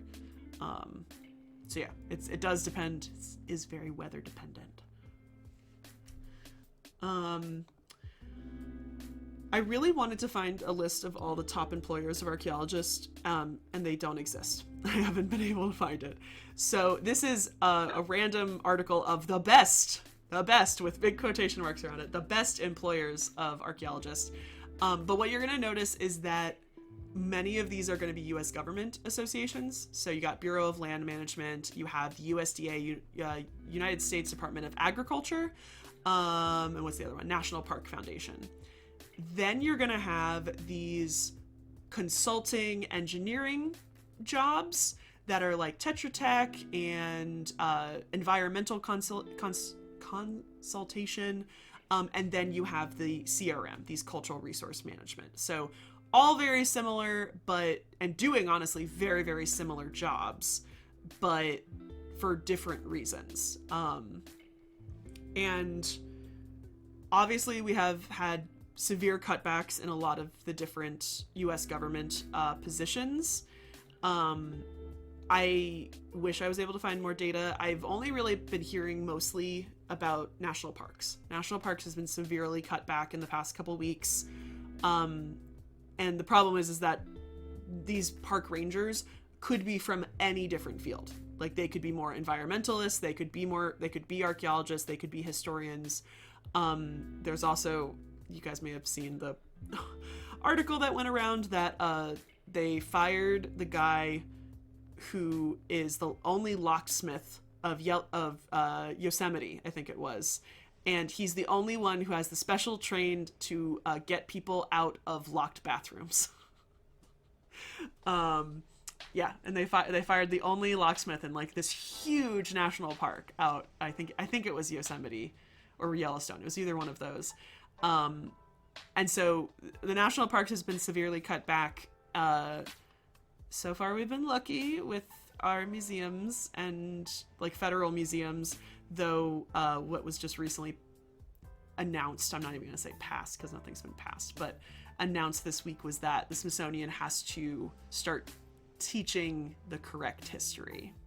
So that's coming, essentially. Like, yeah, we all need to laugh about it because the way that I will say, the way that the announcement is kind of phrased is very vague, and I feel like there's going to be some very smart historians and archaeologists and other things like that are going to be able to use that phrase to an advantage, because it luckily is kind of vague. It's not correct is not the word that is used, but it's like the American history. Like, it's just like, oh, well, if you want the American history, like, I could give you the American history. So, but now that he has, I like to call him Dusty Old Cheeto. Now that Dusty Old Cheeto has cut other more, I don't know, more important parts of the federal government, I worry with what will happen in the next couple months. Can you go to the next slide? This is my last slide for this part. But this is what is still up there on the Department of the Interior. These are all jobs that take archaeologists. These are all different organizations within the United States. You have the Bureau of Indian Affairs, the Bureau of Land Management, Bureau of Ocean Energy Management, Bureau of Reclamation, Bureau of Safety of Environmental Enforcement, National Park Service, the Office of Surface Mining, Reclamation and Enforcement, and the U.S. Fish and Wildlife Service. So some of these you are not going to expect that they would hire archaeologists, but they do. Archaeologists are needed for lots of different projects. I would assume the vast majority of these are going to be either cultural, like resource management, like preserving a site that is already in existence and like preserved, or doing that rescue archaeology. Who knows? Fish and Wildlife Services need to build something. They need somebody to go in and check that there's not something archaeological under there. So it's a very wide range of departments, but it's kind of the same thing where you don't think about it, but a museum also needs to hire HR and janitors and IT. And so it's like, if you want to work in a museum, you don't have to be a curator or a historian.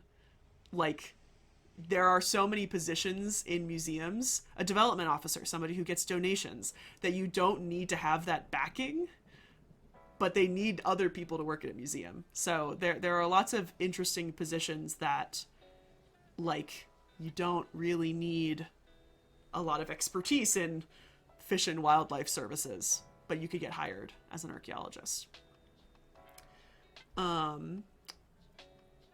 think that is the last, I think that's the last of my slides, and then we're going to go back to you and then back to me. Hello, welcome. Okay, so now we enter even more, depression, because we're going to talk about temporary versus permanent work in archaeology, like contract-wise or positions like jobs. And yes, many jobs in archaeology are short-term contracts. I would dare to say most of them, but especially in excavation projects and also for postdocs or for museum roles and also for pre-docs. And this is another trick that people are not discussing like openly about how officially you are encouraged to do a PhD and then to apply for postdocs.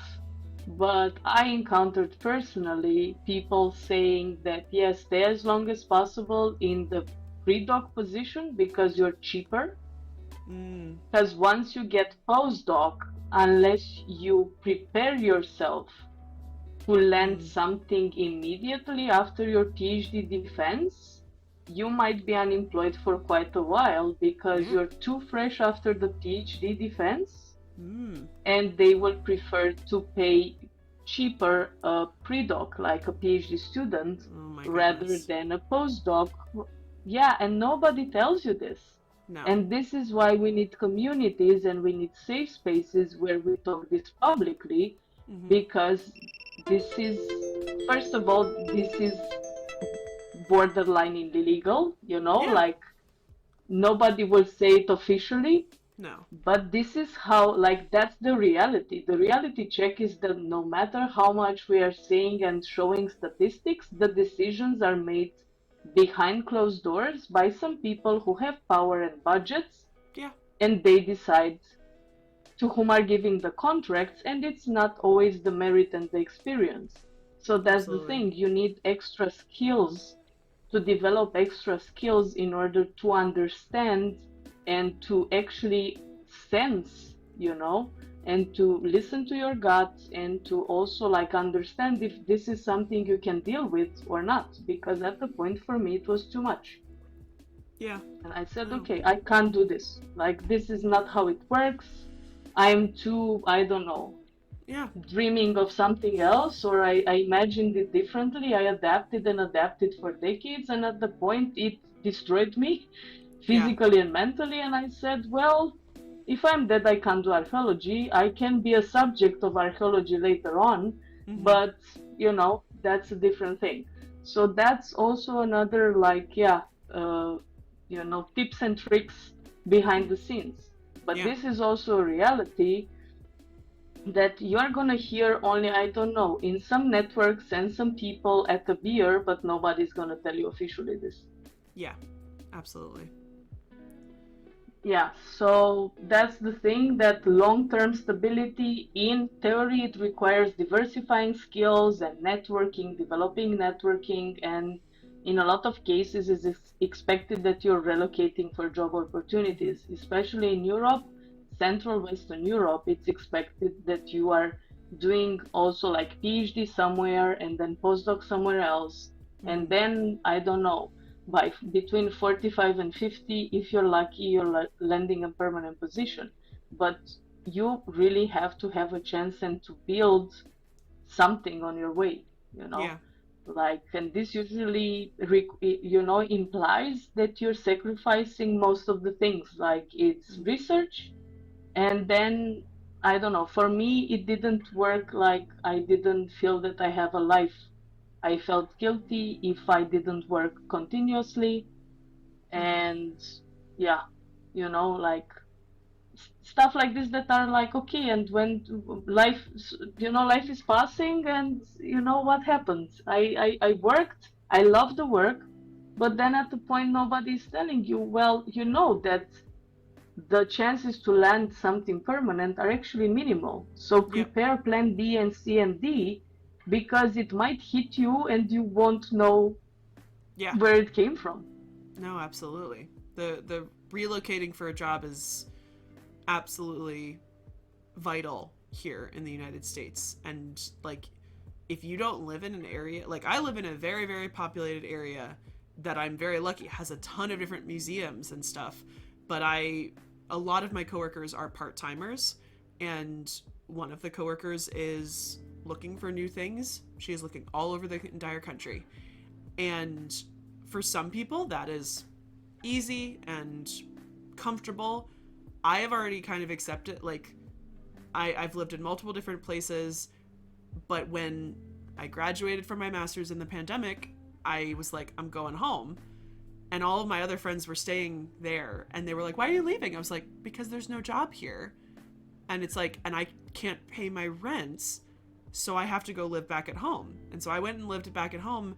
And essentially at that point, my entire circle is here where I live. My entire support system, everything. I don't really know anybody in other places in the United States. And so I've determined that I probably will never move unless I am married and have a partner, and that dream job comes up. I don't know if I really would ever move even if that by myself if that dream job comes up, because I just know myself and I know I can't really be alone without a support system, because when I am not, it sounds silly, but when I'm not in the immediate vicinity of my support system, they don't really exist in my head. I'm not the biggest texter and like checking in and just chatting with people on the phone. And so like if they're not in my immediate vicinity to say, hey, can we go get margaritas? I need to vent. They don't really exist, and they're never at the forefront. And so if I'm by myself, I don't know what to do. Like, and so I've kind of determined I'm staying here. Like, I don't know if I ever I want to live other places. I want to be that world traveler kind of person, but like the jobs aren't there. So it's very hard.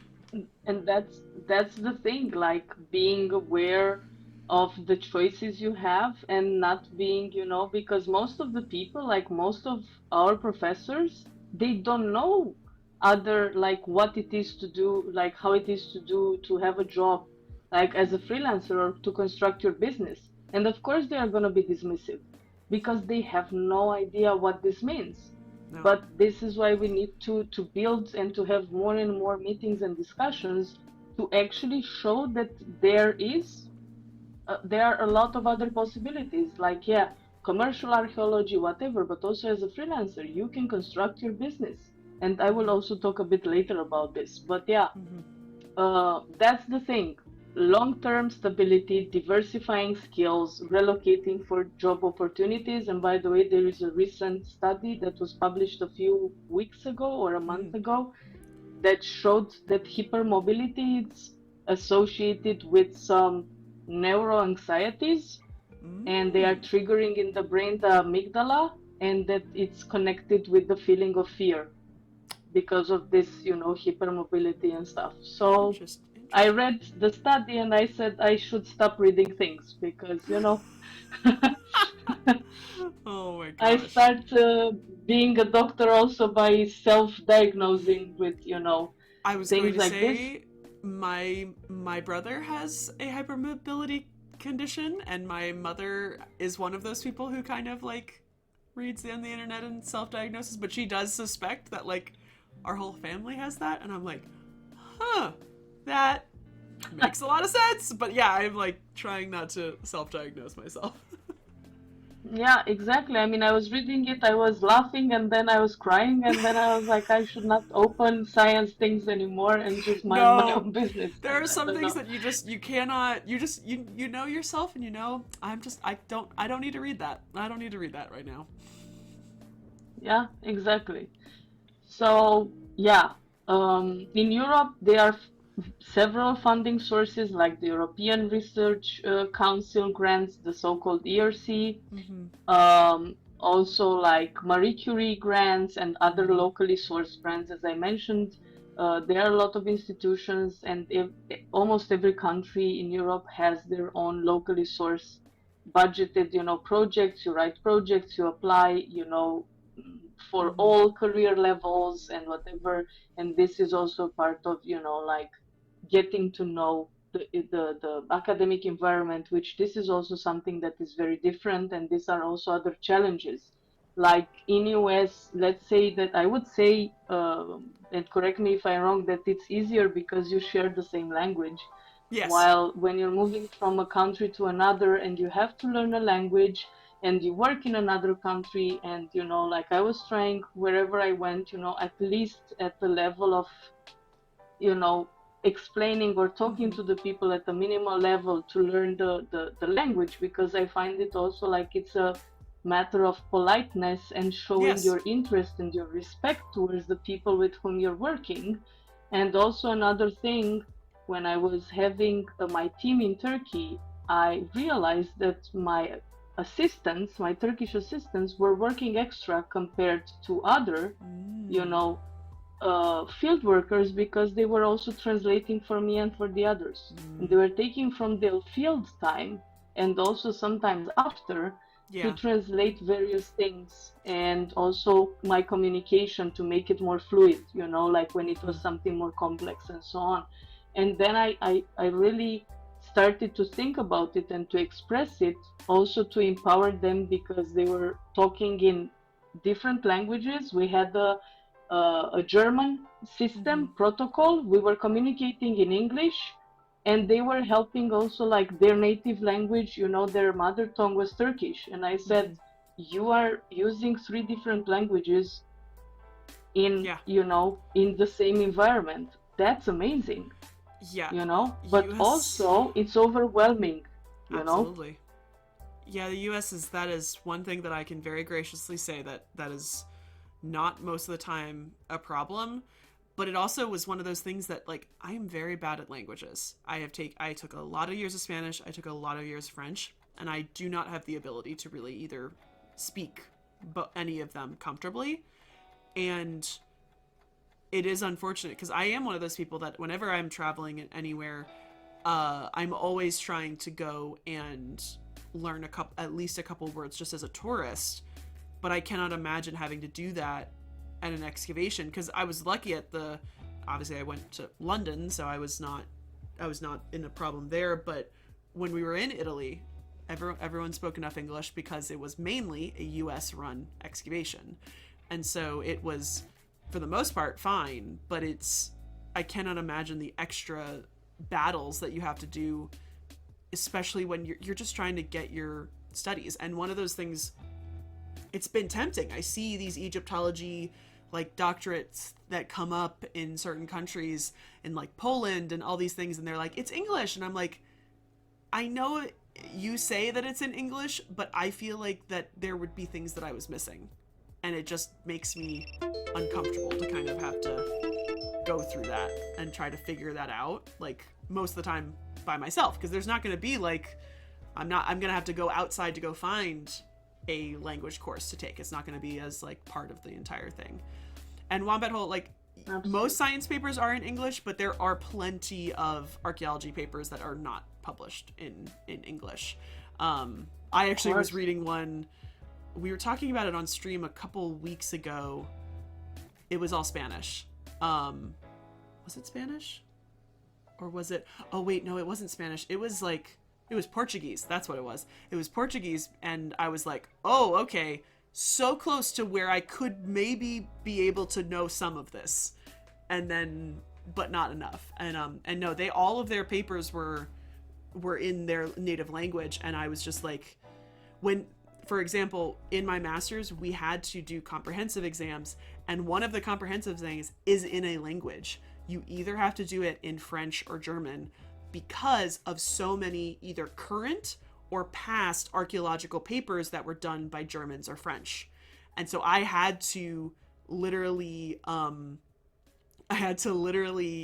bring back my French that I had not done in 5 years, maybe, just enough to be able to translate a paper. And it's not even speaking. That's not what it is. It was just reading a French article was that exam that I had to do to prove it. But did our university provide us a course to refresh us? No, we were just expected to study that and take it in our second year. And so we all had to study individually by ourselves.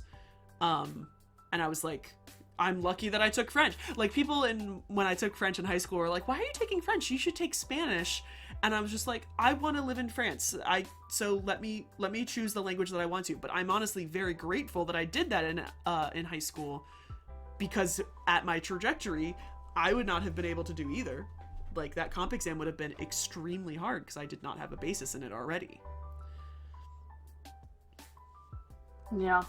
Well, when I was studying, I was told that, yeah, depending on the, like career track or specialty or the direction I want to, I need to learn the third language, foreign language, because we start with, I think in the second grade or something like this. So I started with English, yeah, and then 6th grade with French. Mm-hmm. And also at the point I did some years of Latin, and like in school, besides like faculty and so on. Mm-hmm. And then if you're lucky and you go somewhere, I don't know, that you need to study or to read papers in a language which is dominated, let's say, mm-hmm, by the French school, then you have it.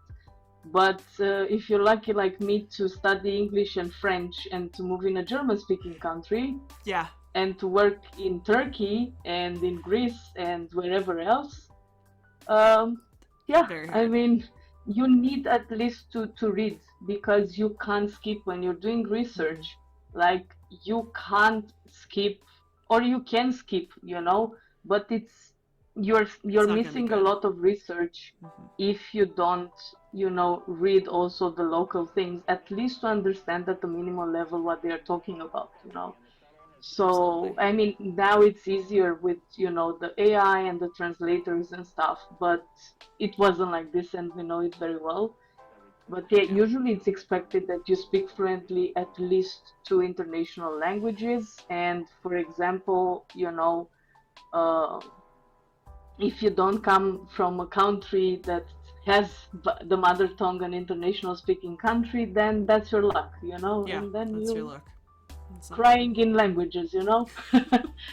But that's that, like, and I wanted just to add that, yeah, not everybody has, the capacity of learning, languages and stuff, and that's okay, as Yeah. long as you know it, and as long as you if you need to use it, you can use some resources, and you have the research skills Mm-hmm. that you know where to look.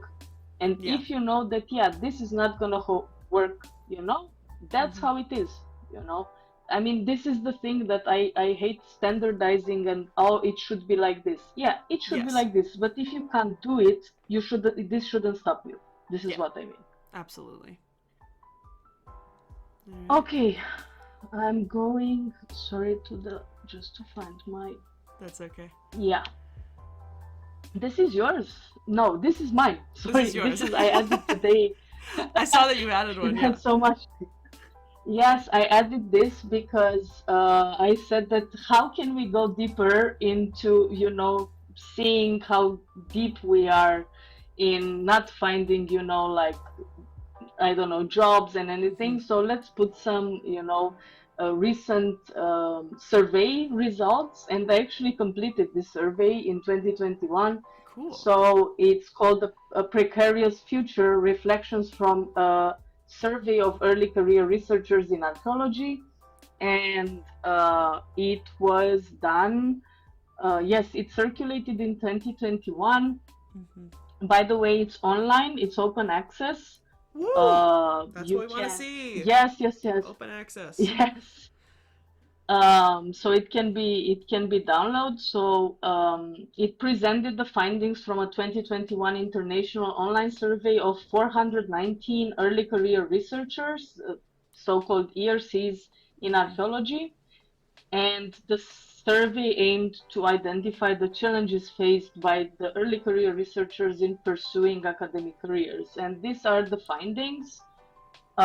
Basically, 71% of the respondents expressed a strong desire to remain in academia, but they were largely pessimistic about job and career prospects. I Mm-hmm. have to say that a small percentage, they are also US, but largely, I think around 80%, they are Okay. Europe based, Got it. the respondents. But I think the passion versus pessimism, it goes also around the globe, so I don't think it's something only in Europe. Yeah. Nevertheless, employment instability, another problem we discussed already, but also it reflects, like, really in surveys, recent survey Mm-hmm. results, that many ERCs experience unstable employment, with almost 55% having Wow. faced periods of unemployment. 31.5% consider their academic earnings insufficient for basic necessities. So this, we talk about survival mode, right? Yep. And 21.2% reported earning no salary. Hmm. So this is where we are. Also My about the goodness. gender disparities, Hmm. female respondents reported higher instances of earning no salary, with 23.5% versus Wow. 15.7% for males, Wow. and underemployment 68.4 for women versus 56.7%. Hmm.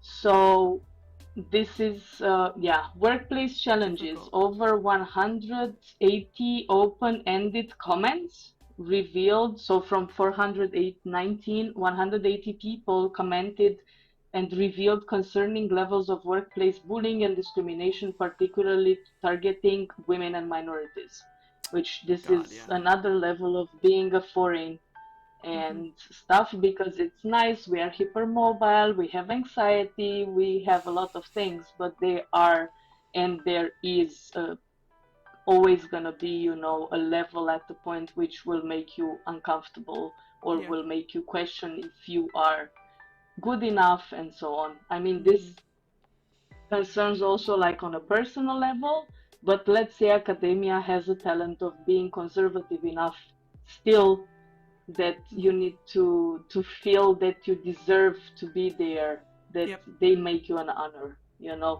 to open their doors, not that you're coming and contributing actively to the research and the good practice of the institution. One of my And professors literally said, and this is in my grad school, literally said that his professors, like, essentially, like, killed him with this information and, like, made him, like, jump through hoops and do all this stuff. So that's what I'm gonna do to you. And that was, like, saying that just outright, like, I think on our first day of classes. And this guy later was the head of my thesis committee. Like, it boggles my mind that, one, they think that that's appropriate, and two, that there's not this mindset of, I'm gonna change that. That, like, I was bullied and I had this trauma, but now I am not going to pass that on. And just, like, the gall kind of to just say something like that shocked me. And it always just, he had a very particular way of life that the more I got to know him, the more it made a lot of sense, because he had worked his way up. Like, he was from a very, very poor background originally, and, like, worked his way up to work to go to school at an Ivy League and have those opportunities, but was still, I think, still thought he was insufficient at this university that I was at, because he wasn't at an Ivy League, even though he was an expert in a lot of his different, like, specialties. And so putting those insecurities on students was just, like, shocking to me. And just, again, one of the many, many reasons I had to leave, and I was not going to go and pursue a PhD because of him. So that is unfortunately, it rings a bell for me also. Yeah. Not surprising at all, which is so unfortunate. Yeah, it is, and it's another level of transgenerational trauma. It's just that it's not within the family. Yes. It's within the professional environment, and it's even more sick. Yeah, especially because you don't have those relationships, because those students are only coming in every 4 years and leaving. It's not like the family that you see constantly. It's just like, and to be honest, it also means that there's a wider reach of that trauma, is that you are spreading it exactly very wide, unfortunately. And especially because you are spreading it to students who are still at that moment where they have a choice and they don't have to go into this field. So it's like you're spreading it so much so that some people are getting out of the field in that early ahead, but then you're also building up the trauma of people who do end up going into the field, who kind of try to push past that for their passion, but eventually might break them down as it continues to happen. Exactly. And let's put more, salt on the wound and mention Absolutely. COVID-19 impacts, no? Yeah. Because this is also something that I feel it's still not discussed enough, because it has an impact. It had an impact on me, for example. Like, I was unemployed for almost 3 years, having almost like not just small contracts, and I was really desperate. Like, this was the turning point when I decided, to turn to freelancing, like, officially, and create my own business and do something else and exit academia, because it broke me to pieces. But anyhow, in general, the pandemic affected, according to the study, over 75% of the respondents, leading to lost opportunities, health issues, unemployment, and mental health challenges. So this is, I mean, it's not unexpected, but it's also hitting, But anyhow, the conclusions of the study are like that despite the significant challenges, the early career archaeologists remain dedicated to their fields, which this can go also on a bad side, dedication should have some healthy boundaries also, but that's another story. And also the study emphasizes the need for communal efforts to address employment instability and inequitable practices and workplace discrimination to create a more supportive environment. In this case, for early career researchers in archaeology, I would add it for everybody's level in archaeology and in general, because this was focusing on early career researchers, but people are facing job precarity and a lot of other things in general, not only in the early career. It's also seniors that are facing realities of unemployment, or yeah. This is a really great study. Want to add something here? No, but now I need to go and read this study, because I'm very, very interested, because it's something that I think needs to be talked about more. There's so many different versions of archaeologists, and so many different things affect different people, and so it's sometimes hard, I feel like, for us to feel as a collective, because you can be in so many different fields but still be an archaeologist, and so I feel like a lot of the times we're very separated and can't really come together in a lot of ways, and that there's that hierarchy that technically, yes, does every industry have like a hierarchy? Yes, but there's also fictional hierarchies that are created within industries, so it's not always what it actually is, because I think it's funny especially when I looked at the stats of like who is paid, is that like in my mind the hierarchy in archaeology is those academic archaeologists who are both the teachers and they're the ones running the digs and such, and it surprised me about how low a percentage, only 5% of those of archaeologists, of those 8,000 jobs, are those, but they're also paid the most. But then when you also look at the number of how much they're paid, it is still so low in comparison. Because my job was very much in the median, very close to that median position, but I'm not an archaeologist. I'm a museum educator, which for museum educators, the money that I get is very high, but I cannot afford, like, people on my stream know this, but my parents still support me to help me with my apartment. Recently, my landlord has decided that it's a condo and he wants to sell the condo, and I was like, I've only been here for a couple, like literally less than 6 months, and I have a 2-year lease, and essentially he offered that I could buy it, and I said I can't buy it. I don't have I have no money saved up to buy it, and I haven't told this to everybody, but my parents are essentially buying the condo. They have come forward and they see it as a good investment, both in me, because they trust me and know that I can do my best, and that I am in a position where, because I work in a city, I'm on a step grade, so I know how much I will be making in the next 5 years, because I know how it is all going. But it's like, I as a single woman, I cannot live in the area that I live in without living with a roommate, pretty much.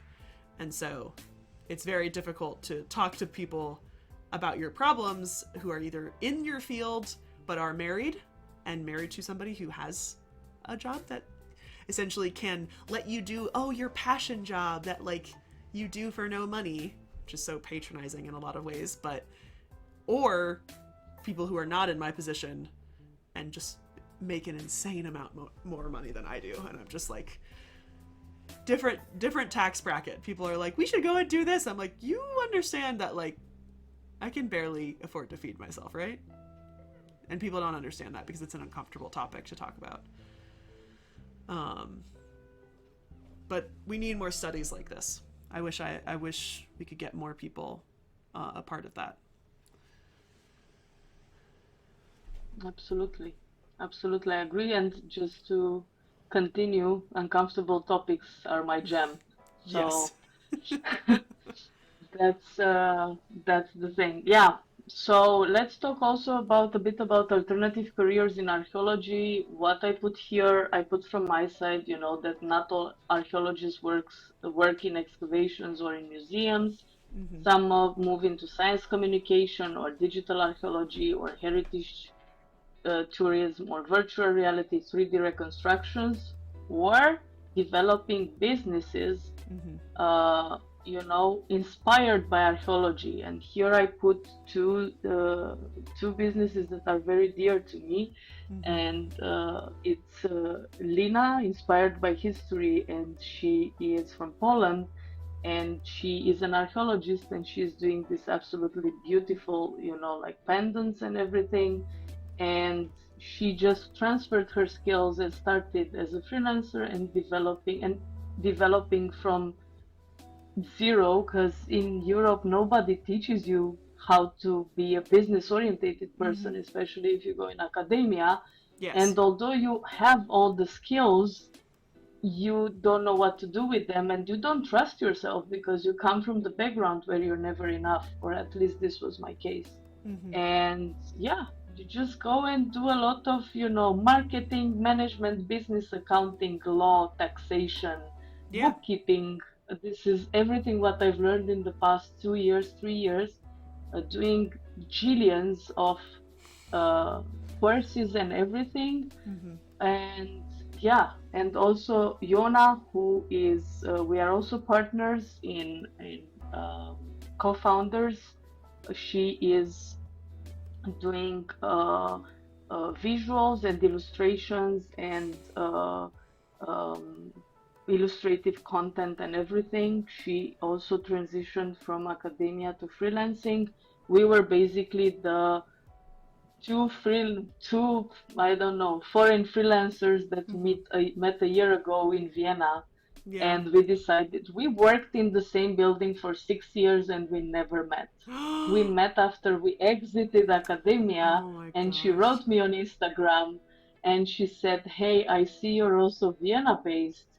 I also just registered as a freelance. Would you like to drink a coffee and let's see?"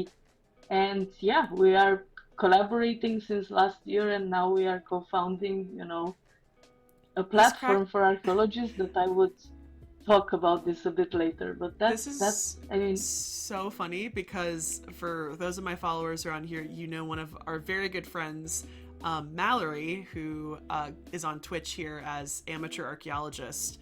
And that is almost the exact story of me and Mallory's friendship, um, in that we both discovered each other via social media, and she lives very close to me. She lives a couple hours from me, and she she doesn't do as much science communication as she does. She's become a really big, very popular YouTuber and Twitch streamer for Stardew Valley and Pokemon stuff. But she always tries to connect it to archaeology because those games do have a lot of interesting connections. And a couple years ago, she was in my area for a conference and she says, "Can we go get dinner?" And I was like, "Yeah, sure." And we sat down and we had these conversations about, we want to be educators. We want to be archaeology educators. And the funniest thing was, I had said, I really want to do Girl Scout programs. I want to create an archaeology Girl Scout program that I could go out to one of the Girl Scout troops and go to their house and do like this activity. And she looks at me and she goes, "I've been wanting to do archaeology birthday parties, where essentially it's like, instead of getting a clown, an archaeologist shows up." And I'm like, those are the same thing, just like slightly different. Like they are literally the exact same concept, the exact same thing, just in a different way. And we founded Unearth Archaeology, which is kind of both of our side projects that unfortunately has had to take a large backseat because we are both struggling just to make normal ends meet. But I think in the back of our mind, we've done three different projects where I was invited by my old Girl Scout camp that I've gone to since I was very little, to be the visiting expert, because the year they were doing Wonders of the World, and we did a presentation to them, and it was amazing. We mummified somebody and did a whole fake funeral, which the girls loved.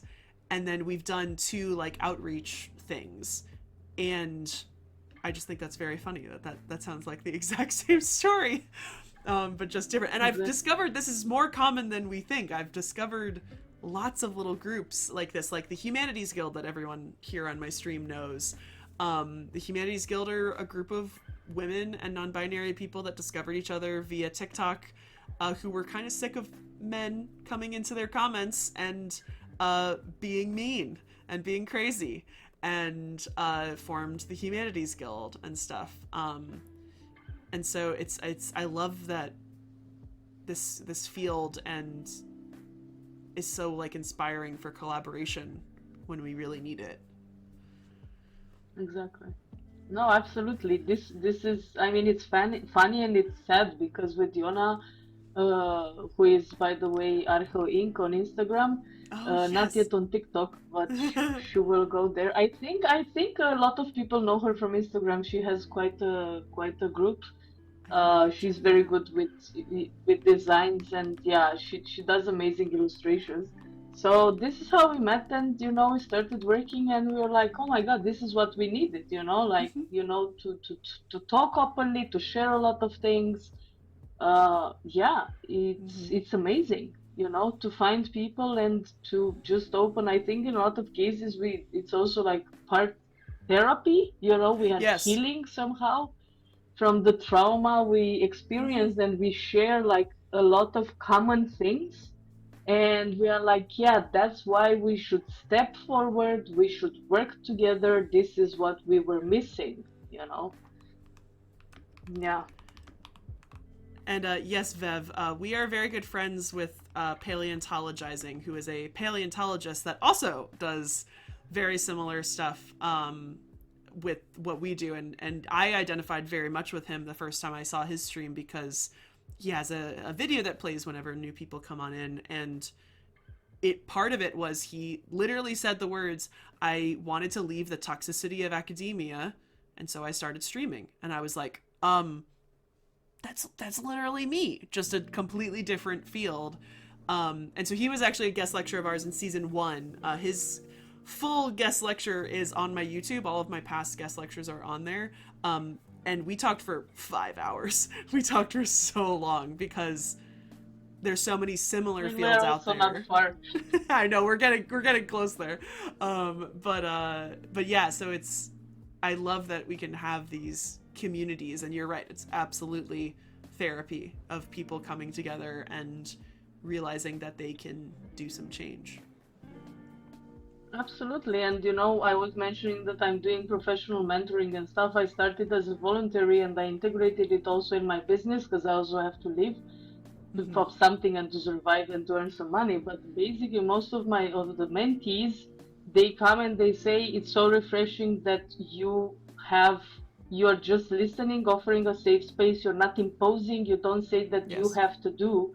Is like we need to find out what's working for you. Mm-hmm. And this is like people, especially the ones freshly, exiting from academia or still with the foot in academia, they don't understand what's happening. It's like Mm-hmm. blue screen error. Is like, what is this, a trap? Is this like a Yeah. pyramid scheme? Do I Yeah. sign somewhere and then I pay for the rest of my life? And I come also from this, Mm-hmm. but exactly like this, like transferring further the pain, Mm-hmm. like as you said with your professor and so on, like at the point you say stop. Stop. Why do I transmit it further? Mm-hmm. It doesn't make any sense. I'm not Absolutely. healing. I'm not healing myself. I'm not helping anybody. I'm just, temporarily charging from the pain of others because Mm-hmm. I don't know how to deal with my pains. Let's start doing something with it, you know. Yeah. Let's transform the pains into gains, and let's transform it at the point into something that can work, Let's you go. know. Pains into gains. I'm gonna use that. That's great. It's part Amazing. of my one of my mentoring One of your programs, yeah. mentor. I love that. Pains Transforming, into gains. yeah, yeah, from Absolutely. pain to gain. Yeah, yeah, yeah. Because that literally this is what I'm doing now, and not only me. I know a lot of people that they took all their pain and frustration and they transformed it into a business because you have so much knowledge that it breaks you apart because you It. think that you're a failure and you think that you will not do anything, and what am I going to do, and I invested so much and my parents paid for Oh this my and god. I don't have a flat, and all of This is this, and exactly. hyperventilation is failing. This is why MelissainDeNile is here, because it's truly, when I sort of accepted that it would be really hard for me to get a job in like Egyptology, I was like, I just wasted 2 years of my life. What am I gonna do with all of this knowledge? And it is literally one of the reasons that MelissainDeNile is here today, is because it's just like, I was really worried at that time that I was never going to do anything. Like, when I was able to finally get a job, I was a genealogist for 2 years, which obviously has its own history things, but I was not interacting with the public. I was in an office. Like, it was a very, very different experience. And I really was worried that I was never going to get anything in close to this field. And so MelissainDeNile is a way that is an outlet, essentially, for all of that knowledge that I took in those 2 years. And all I regret in some ways, but I don't regret in others. Absolutely. Yes, exactly.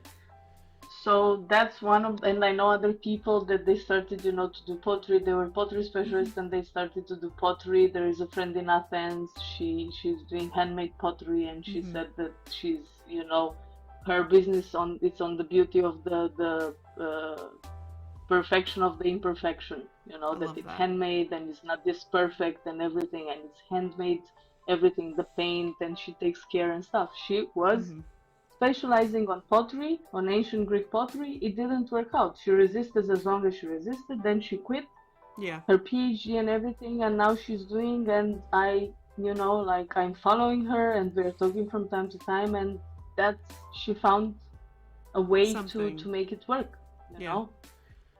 Absolutely. So, yeah. These are also, I wanted to say that these are also variants. So I think yours is next.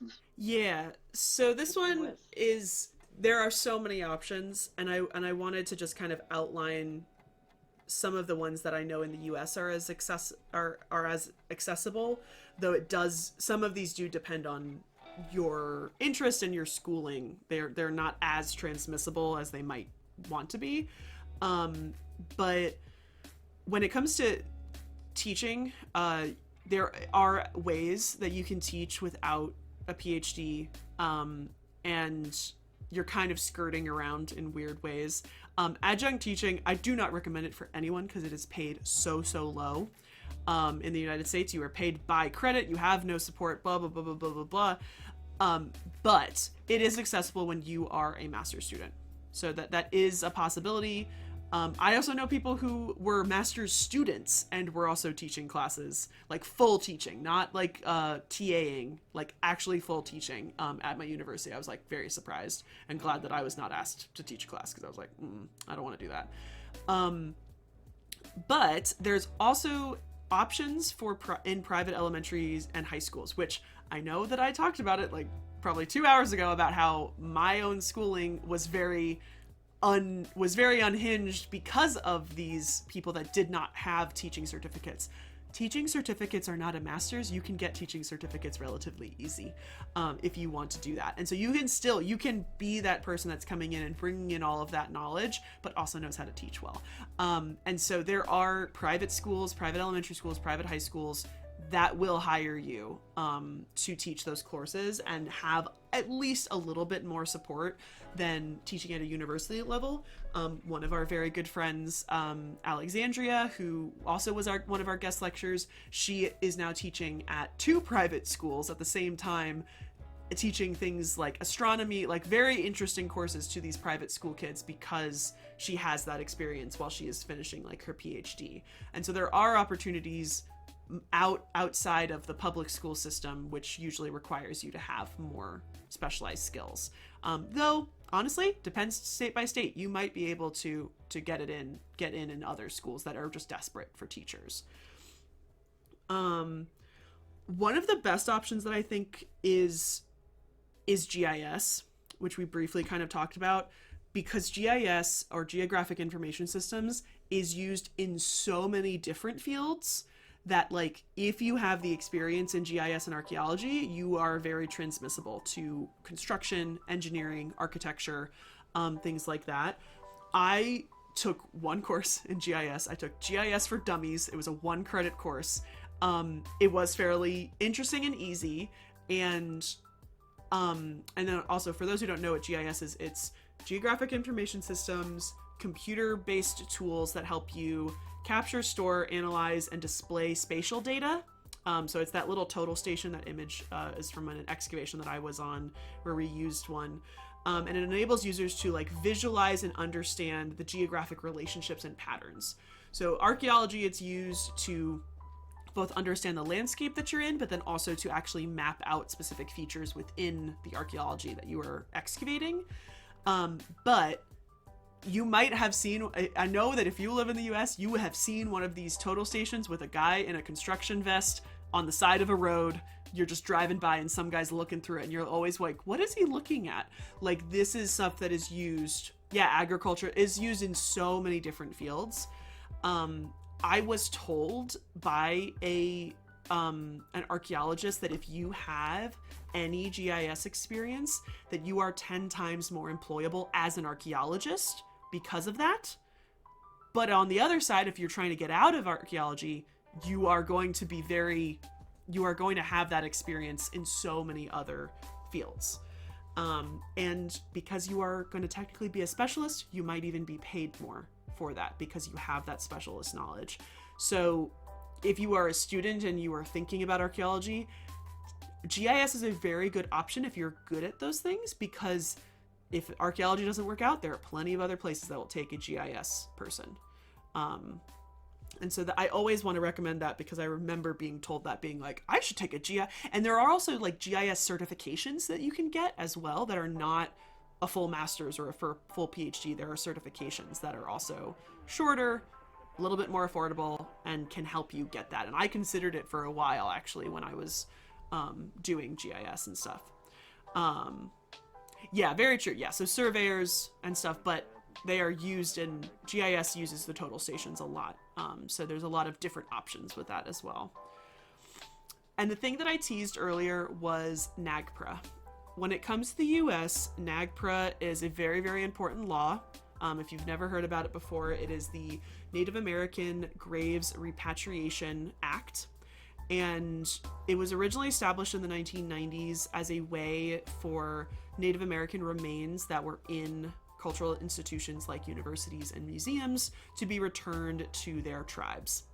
Unfortunately, it kind of failed in the 90s and the 2000s and the 2010s because of loopholes that institutions found of essentially not wanting to give up their collections and essentially deeming these human remains and this does not just include human remains, it also includes objects that might be related to graves, but it does not technically apply to all Native American objects. That's kind of the weird, again, these loopholes that these institutions were pulling up, is that they would look at pieces and they'd say, well, actually, we cannot determine what culture this comes from or what tribe this comes from. So it was culturally, I think, ambiguous is what they called it. And that was a loophole that was used so they didn't have to return those things.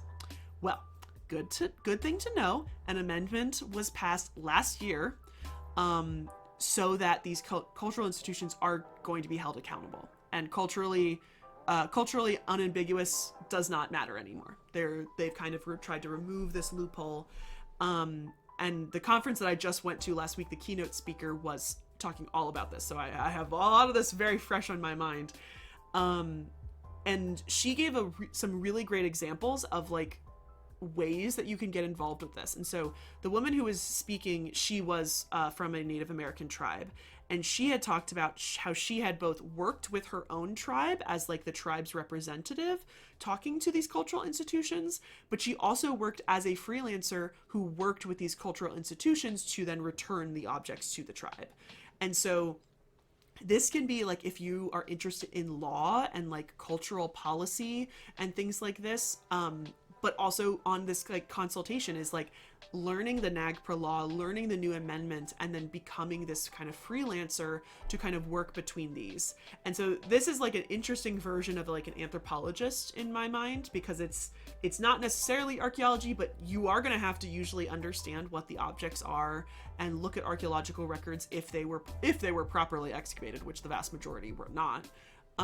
But you do also have to kind of have that archaeology knowledge to be able to kind of be that middle person to help these items go back to their tribes.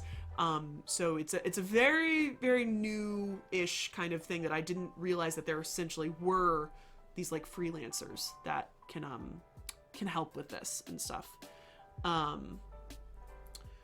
What was my next one?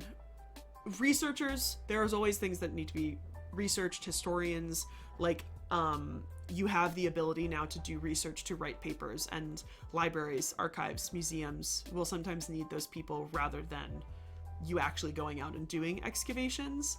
And there are just so many opportunities that are archaeology adjacent that just need somebody who knows how to be critical of sources and do that research or do that writing. I also want to mention conservation, because especially for students who are trying to get into archaeology, conservation is one of those things that can give you a leg up above many different people. I had somebody reach out to me on TikTok that was interested in conservation, but also interested in ancient Egypt. And I highly, highly recommended to that person to focus on conservation. Look for a university that has a good conservation program. And then as a secondary thing, see maybe if they have a museum that has Egyptian things, or if they at least have one professor in Egyptology or something like that. Because conservation schools are more rare, and conservation programs are more rare. They are harder to get into because you have to be pretty good at chemistry and understanding different materials that are used for conservation. But once you're there, you are so useful in a lot of different fields.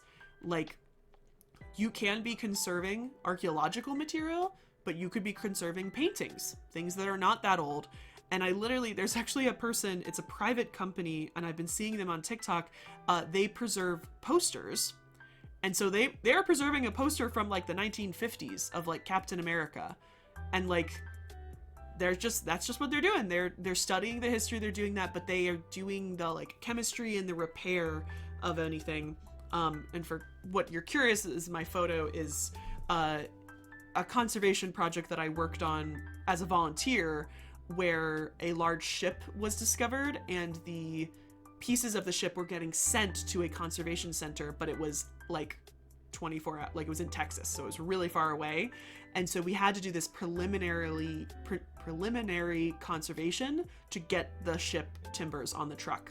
So I was very excited, and it was a very cool process to be able to take these over 200-year-old ship timbers, wrap them in wet paper towels, saran wrap, and foam, and then send it off for the actual conservationists to work on it and stuff. And so conservation and restoration, you don't technically need a specialty of a time period or archaeology to do it, which makes you much more widely profitable.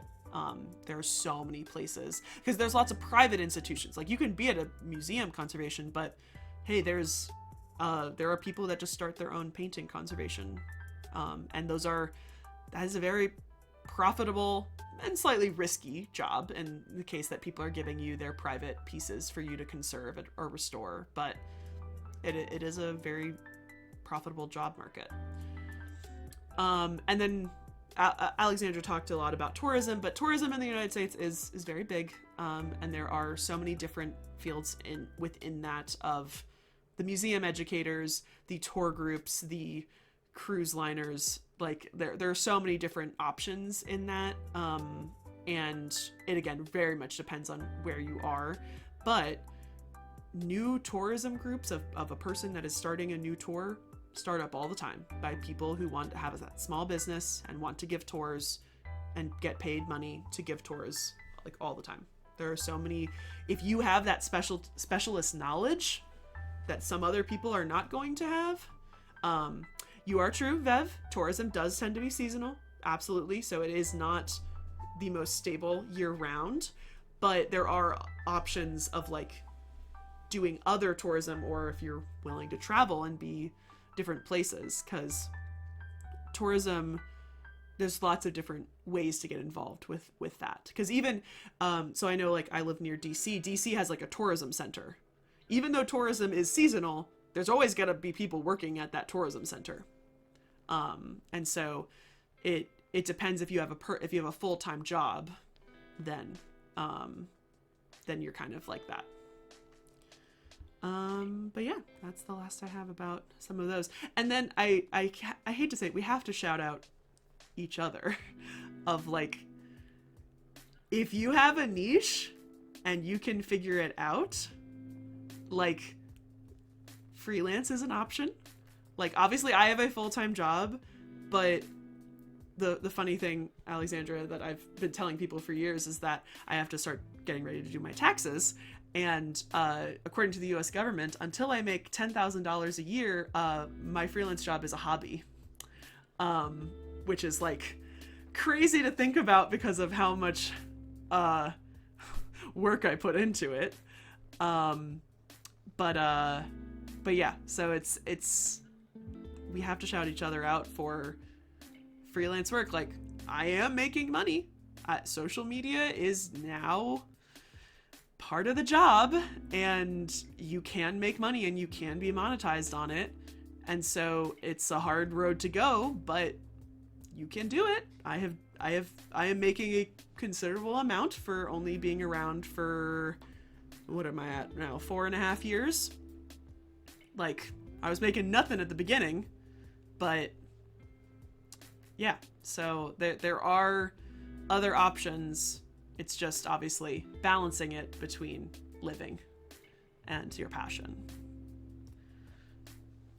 And hi, Mark. Yes, we mentioned CRM is seasonal. We were talking about that a little bit earlier.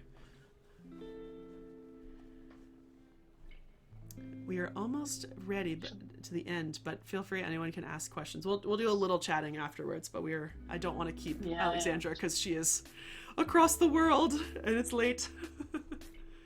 It's okay. It's okay. I'm waiting for the hour to change also here, so it's fine. Yeah, so I also put together, obviously, Europe it's also different from country to country, but in principle there are job boards, and like there are professional organizations in Europe like the EAA and other things. They are networking and online communities, like LinkedIn. For me, it works. Like, I have been also recruited via LinkedIn by, commercial companies and so on. Yes, I mean, and this is also something that I learned how to do it, and now I'm, teaching my clients and mentees how to build a professional LinkedIn profile, how to transfer from an academic CV to a freelance CV, or a non-academic CV, and so on. So the thing is that find your community. There is also somebody who is doing for over 10-15 years of WordPress on ArchPostgrad. It's a thing that it's posting all over the world, like up-to-date job applications from postgraduate until postdoc and like professorships and so on. But other than that, there is no, maybe correct me if I'm wrong, is there a global community for archaeologists or something? Because I didn't reach it. Global, I cannot think of one. I know that there's like, I feel like in certain specialties there are. So I know there's an International Council of Egyptologists. I don't know if there's anything like that for archaeologists that is global. Like, I know of a ton of, and I forgot, I was going to make a slide like this that has US stuff, and I'll just briefly mention the big job boards are like the AIA, Archaeological Institute of America, the SAA's Society of American Archaeology. Shovel Bums is literally a website that is, if you want to go and be a shovel bum, which is a very technical term and stuff. And I was trying to think, there was one more. Technically, because again, archaeology is within anthropology, I know that the American Association of Anthropologists also sometimes has like job boards for that. But I cannot think of one that is like outside of these like more specialties. Like Mark is saying, like biological anthropologists. I know there's one for Egyptologists. I'm sure there are classics ones as well. And but no, it's this again, like we're in these, it's similar to what I was saying. There are these Venn diagrams of archaeologists. There are the academic ones, there are the CRM, there are the researchers, and there doesn't tend to, a lot of times we're not communicating all together with each other, and so some of these ones are a little bit more difficult to organize this all together. But yeah, I don't know of any. Exactly. Yeah, that's the thing. So when I told you the story with Yona, yeah, that we met and we started to discuss, we thought of, we had trial and error. We thought of a lot of different projects, and then at the point we said we should build a community, because this is what we're missing. We need support. We need to create a safe space for everybody, regardless in what position they are. Initially, we thought about freelance archaeology, and then we said, but why freelance? Like, let's make for archaeology in general, right? So this is what we've been working for the past months. And also another freelance archaeologist who just exited academia, Laura, also joined us. She's helping us to establish a crowdfunding. So we've been working, we are very diligently meeting once or twice per week for like the past 3 to 4 months. Wow. And we established a business, we founded, not a business, it's a platform, but we started from zero, like from colors and branding and everything, and target groups, and the pain points and unique selling points and all the things. Like, actually what we learned when we established our freelancing business and said, okay, if we want things to change, we should also contribute to this. So this is what we did. Now we launched, we have like a landing page where we put there our mission and what we are aiming. And we are gonna, for now we are offering like a newsletter that people, if they register for the newsletter, we are gonna send updates. We are going to launch in May crowdfunding, because already, not only that we are working this in our own time and on our money because it's for free, because we are doing volunteer work, we already started to pay quite significant prices, or amounts of money from our pockets. And we said, well, we are building a community, let's have the community involved. Absolutely. So now we worked for another project of writing a project for a crowdfunding, which we hope that this is going to help us. And then we want to apply for funds, because we are 3 female freelancers that are developing a digital community, and we aim to have it worldwide, and I will show you, because I put, and I hope it's going to work, the video. Yeah, let's try it. This is how we have it for now. What's going to be is going to have, it's still developing, right? So this is a preview of an invitation also to share your thoughts, and it's not a finished product, but we will offer updates and practical tools for archaeologists looking for more stability and for collaboration, which is the most important. And this is, I'm going to put it again, it's, this short video, it's providing a first look at the platform's direction. And we are welcoming everybody's, support. But yes, we want to offer also events. We want to also offer, like mentoring and coaching program. We want to create a community that we are going to support each other regardless where we are, and to create something that exactly like, let's think of a community. We want it to work. We hope that it will work. And yeah, this is where we are, like 3 freelance, former academic female archaeologists who joined powers and said, okay, let's, if we don't try, we will never know. Yeah. So absolutely. That's this is amazing. Our aim for now. And let's hope we are going to have support from the community and in all the directions, because it's really not easy to create a digital platform. It's very from hard. all points of view, from the technical to designing to thinking. where to start, and at the point to put a stop and say we have to start somewhere, let's keep it simple, and then we will develop, you know. Yes. That's And the we are only also the three of us in three different countries living to make it even better, you know. yeah, to make it even harder. No, it's this is what I just love, because this is exactly like MelissainDeNile. Like, it's just figuring out what the gap is, and there's obviously a gap that is needed. And I think the best thing that I feel like you can do is really reach out to students, because students of this day and age are going to be the most supportive. Exactly. Try not to change the minds of the old and grizzled. Like, start with the students who are the future of archaeology, because so many of these groups that I've seen, like from the Humanities Guild to, there's another group called SASA, Save Ancient Studies Alliance.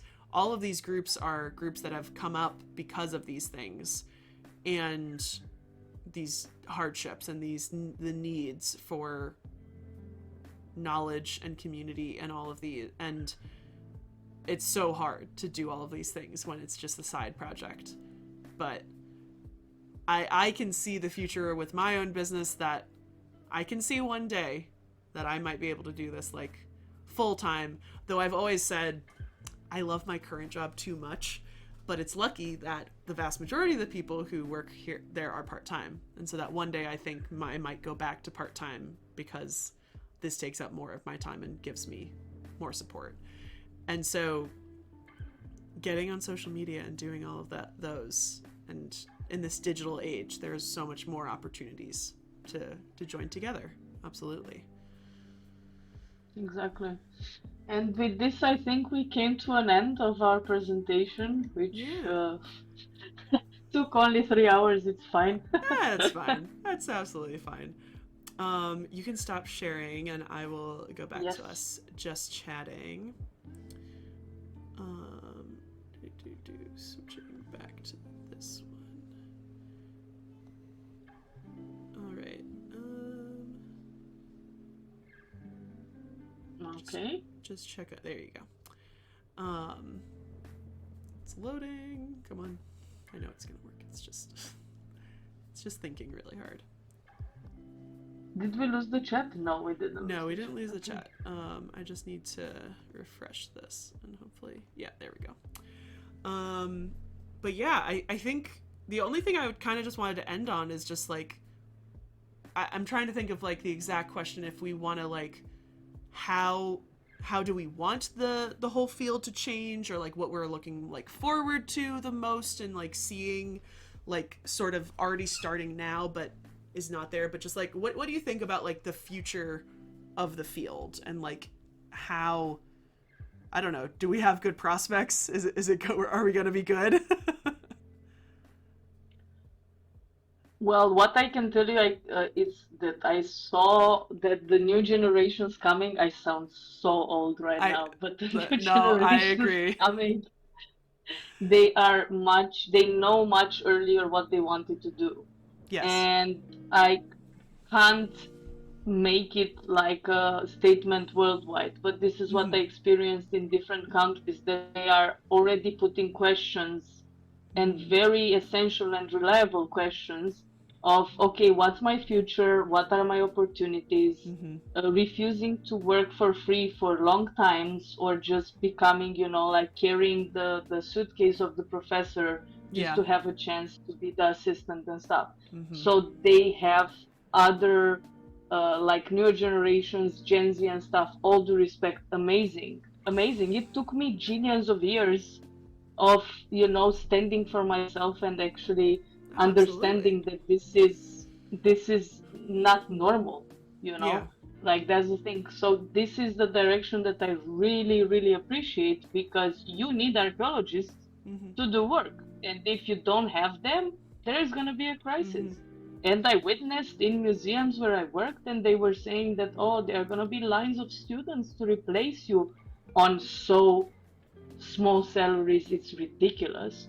And we were there like, oh my God. And nobody came. We were the last generation. Nobody. There was no line. I was Yeah. passing by and I was like, oh, there's no line. Let's make a photo of the line. Nobody's there. Yeah. And then people are complaining, like, oh my God, we used to be so, I don't know, Ah, open and to be yeah. so dedicated. Let's Mm-hmm. not confuse dedication with survival. Mm-hmm. Absolutely. So this is how I see. This is how I see that it's going in a good direction in the sense of putting, like boundaries and standing for yourself. Yeah. And that's healthy no matter what. In archaeology or in whatever you're doing, that's healthy. This is how I I see it. absolutely agree. I have noticed it with we get interns that I don't work directly with, but since I sit at the front desk of the museum and they are kind of all going around, the things that I've just noticed is that they are very, very passionate and I think just have a better understanding that this is going to be a little bit of a difficult field and that it is, you need that passion. I feel like when I look back at the students that I was in undergraduate with, I could tell you, I think one is an actual archaeologist, and even the ones that I studied abroad with who were getting 12 times a better archaeology education than I think I was getting, I only know like two or three that are still doing archaeology work. And even with Egyptology, like I know two students, I know three students who went on and did their PhD, but they're still in the PhD spot. So I don't know where that's going beyond that. It's just like a delay sort of it. And I just see the students that come in and do this internship and they are just so much more passionate and so much more willing to figure it out in a lot of ways, but then also putting up those boundaries of like, well, I'm not going to do this for this. One of the students I mentioned already, who was one of our interns, like he did the internship because it was required of his course, and he asked our lab tech, our lab director, hey, can I just come back next semester to volunteer and do the same thing? And she was like, yeah. And that was the first time I had seen that. And then he also came back in the summer. And pretty much because of that, he saw this job opportunity. And what was the networking really came into play was that, one, the lab director, she had gone to that field school and she knew somebody who was running that program.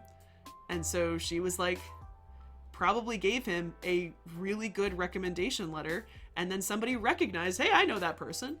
And it's just something I was so surprised because now he is, I think it's like I think it's like a year and a half like gig, but could lead to more.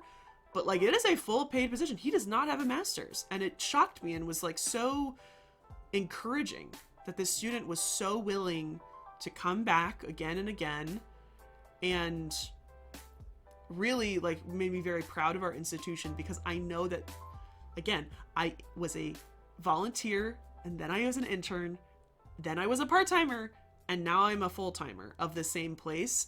And this place absolutely changed me for the better. And so it makes me very happy that this institution is so supportive of students and volunteers. And not a lot of other places can say that.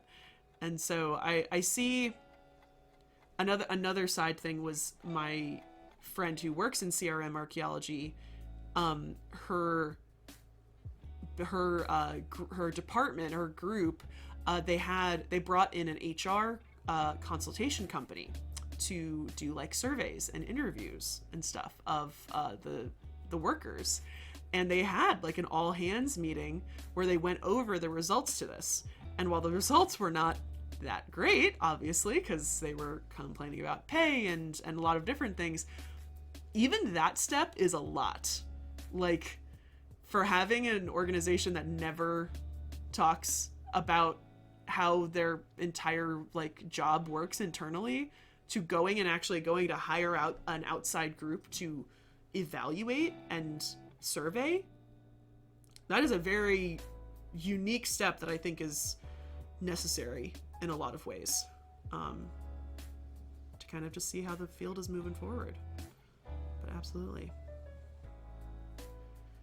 Does anyone have any questions in the chat for Alexandra or myself? There's a lot of other things, and I will stay on for a little bit longer afterwards if there's any that don't really involve Alexandra and our talk that we had today. But yeah, and what is your website for your consultation? Because I can also put that in the chat. It's ilovearchaeology.com. There we go. I love, very simple. I'm still working on the alexandradola.com, but I didn't have time for the second one, so it's this one for now. But yeah, thank you. That's okay, because for those OG fans, MelissainDeNile was originally a blog that I did in grad school to talk about me being in denial of being an Egyptology student. And then when I wanted to create this brand, I said, what should I name it? And then I was kind of like, well, I could just reuse this name because it's like fitting. And so I didn't even have the like call to like come up with a different name. Yeah, Vev, it's very hard when you live in like the US or Canada, and I'm sure in other places like Australia and like maybe even in Scandinavia with like the Sami people, that like sacred sites are very hard because it's like it's just a back and forth of like you want to respect that culture, but there is a living community that unfortunately you gotta listen to. Too many times they've been not listened to, and so you have to listen to that normal group, that group that is telling you this is what we want, this is how we want to be respected and such. Oh, thank you so much, Biologist. I did get a comment over on TikTok. What started your passion for Egyptology? Alexandra told us a lovely story about completely just like going on a dig for fun and then just getting obsessed with it, which like is my favorite story ever, and just being like, can I come again? Can I go again? Mine, it really was the digging. Like history has always been the passion. I always say the birth of Egyptology for me was the Magic Treehouse book, Mummies in the Morning. And there was it was a fiction book, but there's a companion nonfiction that talks about ancient Egypt, and that was what sparked that very young. But I didn't know about archaeology, quite honestly, until like I was looking at colleges, like in junior year. And so a lot of the volunteer archaeology, I will say, it's a surprise that I did continue to do archaeology, because my first archaeological dig was the most boring thing ever. I found nothing. I had a whole square to myself. I found absolutely nothing for multiple days in a week. And the only thing that was in my section was a metal pole that was from a 1960s excavation. So it wasn't even like old. And I wasn't allowed to pull it out until I reached the bottom. And I found literally nothing. And right across the rope in the section across from me, a girl found a bone pocket knife. And I'm a very secretly jealous person, so it's very surprising that I continued on, because I was like, ooh, it was so hard.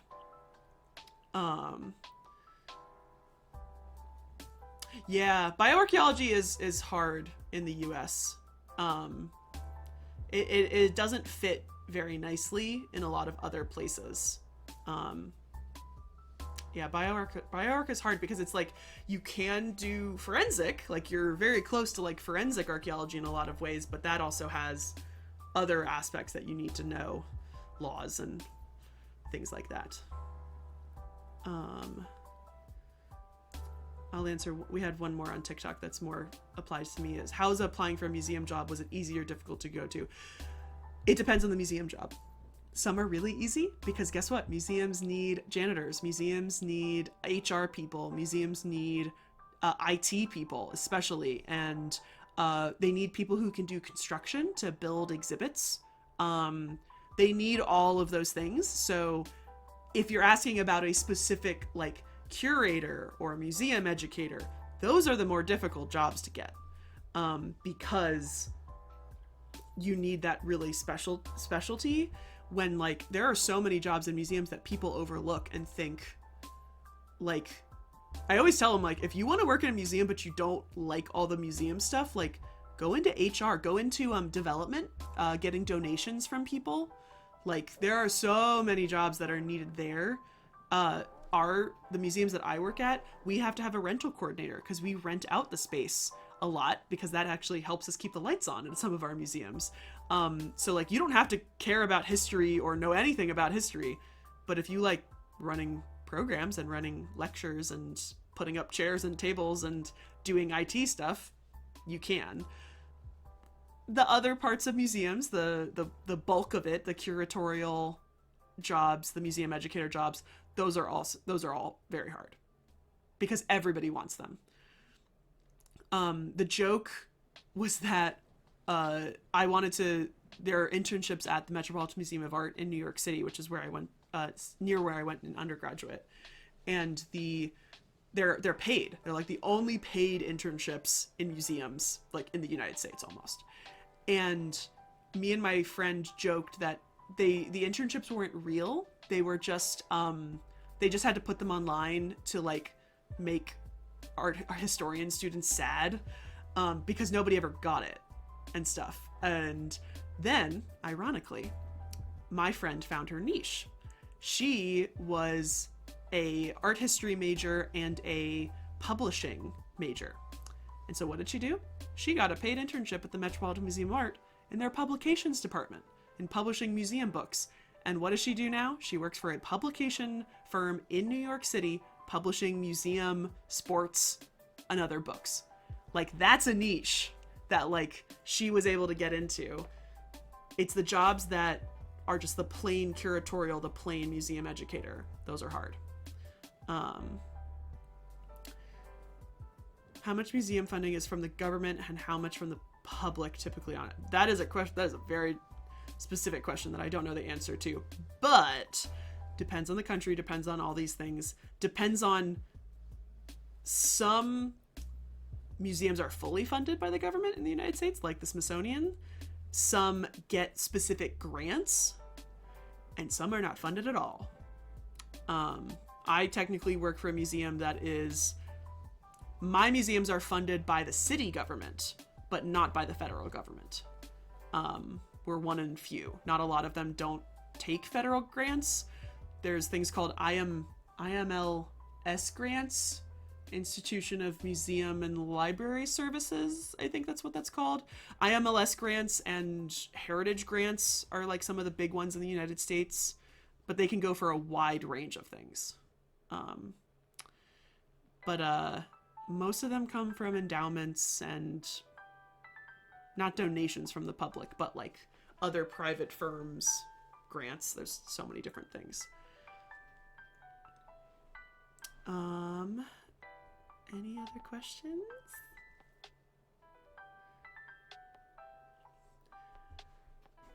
Fair to your question, what is it like to get rewarded to be granted a role of archaeology?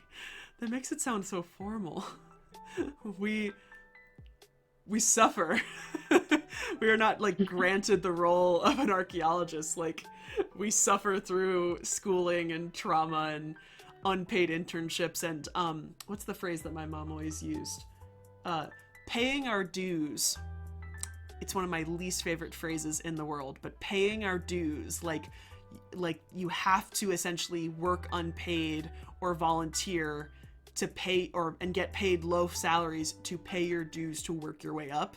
It's like my least favorite. I hate it. It's awful, but it is unfortunately the standard in this industry and in several other slightly related industries as well.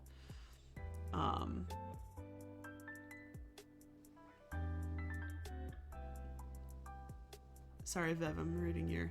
A lot of specialty museums out there people forget about, like the museum... Is there a museum of the typewriter? I did not know that. Yeah, so most of those, unless they are... Most of those are going to be private museums and stuff. But the other thing is that some of those do fall underneath what I have kind of described as Instagrammable museums. Like usually those are the ones that cost you a fortune to go to. Like, I'm trying to think of an example. A lot of these immersive experiences, I have had some that are good, but a lot of these immersive experience ones, and I was trying to think of, Museum of Ice Cream is in New York City, and it's literally, there's no education. If it doesn't have any educational value, it's not a real museum, to be honest. I'm just gonna throw that out there. And they become more and more popular here in the US for sure. But yeah, it's like, depends on what it is. All right, if we don't have any more questions, I think we will say goodbye, and a big, big round of applause and thank you to Alexandra, because this was an absolutely amazing lecture. This will all go on YouTube, hopefully within a couple of days, if not a couple of weeks, because it just takes, I completely leave these uncut, so it's not, they're not getting a lot of editing, and I've been getting slightly faster at it, but my computer sometimes can't take it.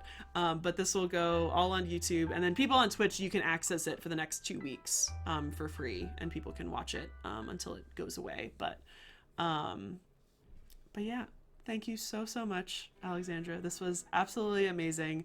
I hope any of you guys in the chat reach out to her for advice, for mentorship, and check out the PastForward website if you already are an archaeologist or in that field. And we'll definitely be updating. As I love this, because we were supposed to do this lecture like when was that? It was gonna be like November or something, and I was like, November.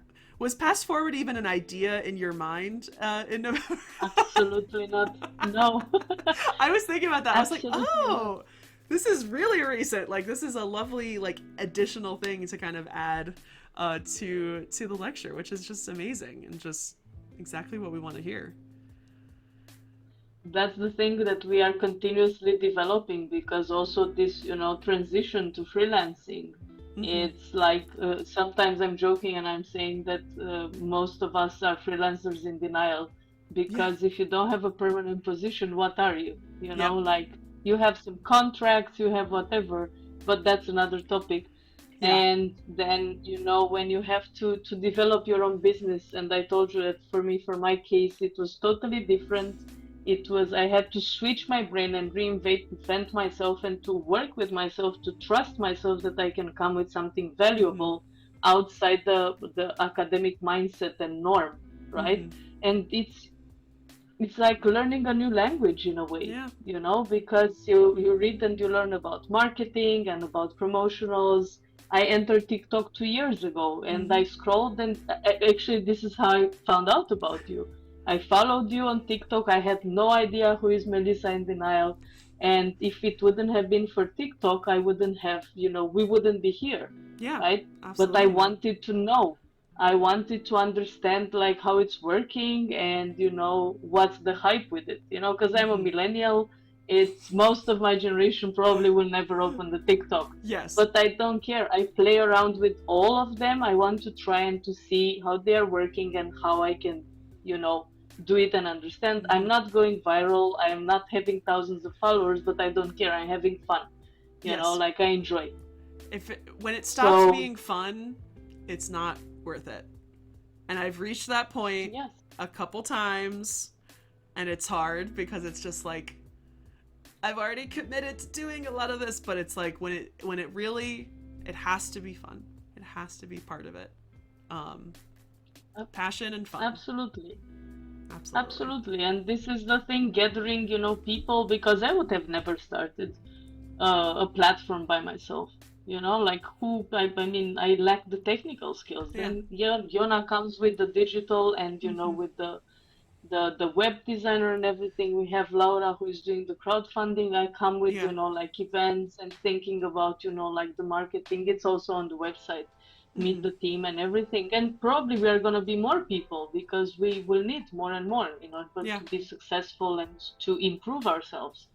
Absolutely. If you ask me last November if I thought about it, where I am now and what I'm doing, if you would have told me 2 or 3 years ago, I would have told you that you're crazy.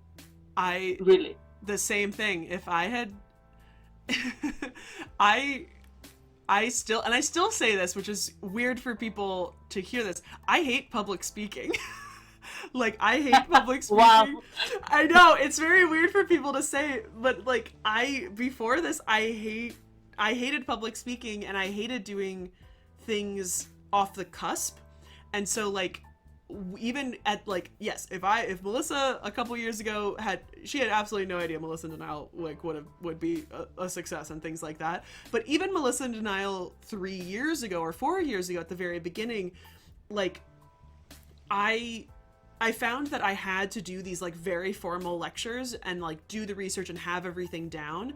And now I realize that, like, while people like lectures take a long time for me to research when I'm also working a full-time job. And so I've started doing discussion streams on topics that I'm not 100% fully familiar with, but, like, we can all be very comfortable and talking about it openly, because that is not my comfort zone. My comfort zone is reading an exact script of what we're going to talk about so that I don't get things wrong. And so, like, even within that, like, even within this couple years of doing this, I would never expect Melissa, like, for me to be very confident and say, like, we're going to have a discussion stream and we're just going to put a map up on the wall and we're just going to talk about stuff, even though I don't know what we're going to talk about. Like, it's the things that, and yeah, in social media, never in my mind I would have thought that I would become so proficient. And the surprising thing is, last July, I started doing short form video content for my own job. And now I watch how I can make a video in an hour, less than an hour. But in my real job, it takes us 3 months to make 5 videos a month, because I have to write the scripts, send it out to everybody, a whole team to look over the scripts, then we have to film, and then it goes out in 3 months. It's like a 3-month process. And sometimes it just, like, absolutely infuriates me because of how quick that I know that I can do it by myself. But I would never know this before MelissainDeNile. Because TikTok was I've only been on TikTok like 3 years. TikTok was an added addition. I used to say I hated TikTok a lot before I was on it. And now I literally can't live without it in a lot of ways. Yeah, absolutely. You have your community. Yeah, Also, there, a huge community Yeah. on TikTok, and that's amazing. Yeah. That's really, really amazing. And also, to answer to Mark, it was not a question, but he said that I keep saying I want to start a blog, but I never do that for, like, you know, because he's not technical enough even for those I easy can to show do you how to websites. use You don't WordPress, need- Mark. WordPress is the easiest thing to use. I've now left WordPress, but, like, it takes you a little bit, but I technically am a millennial, even though I am, like, 4 years to the end of it. But it's like, a lot of these things I'm very grateful for that my elementary school, we had a computer class. And I was doing Excel in 4th grade, which is, like, amazing and can use Nice. that. But yeah, you always know, you can always figure it out.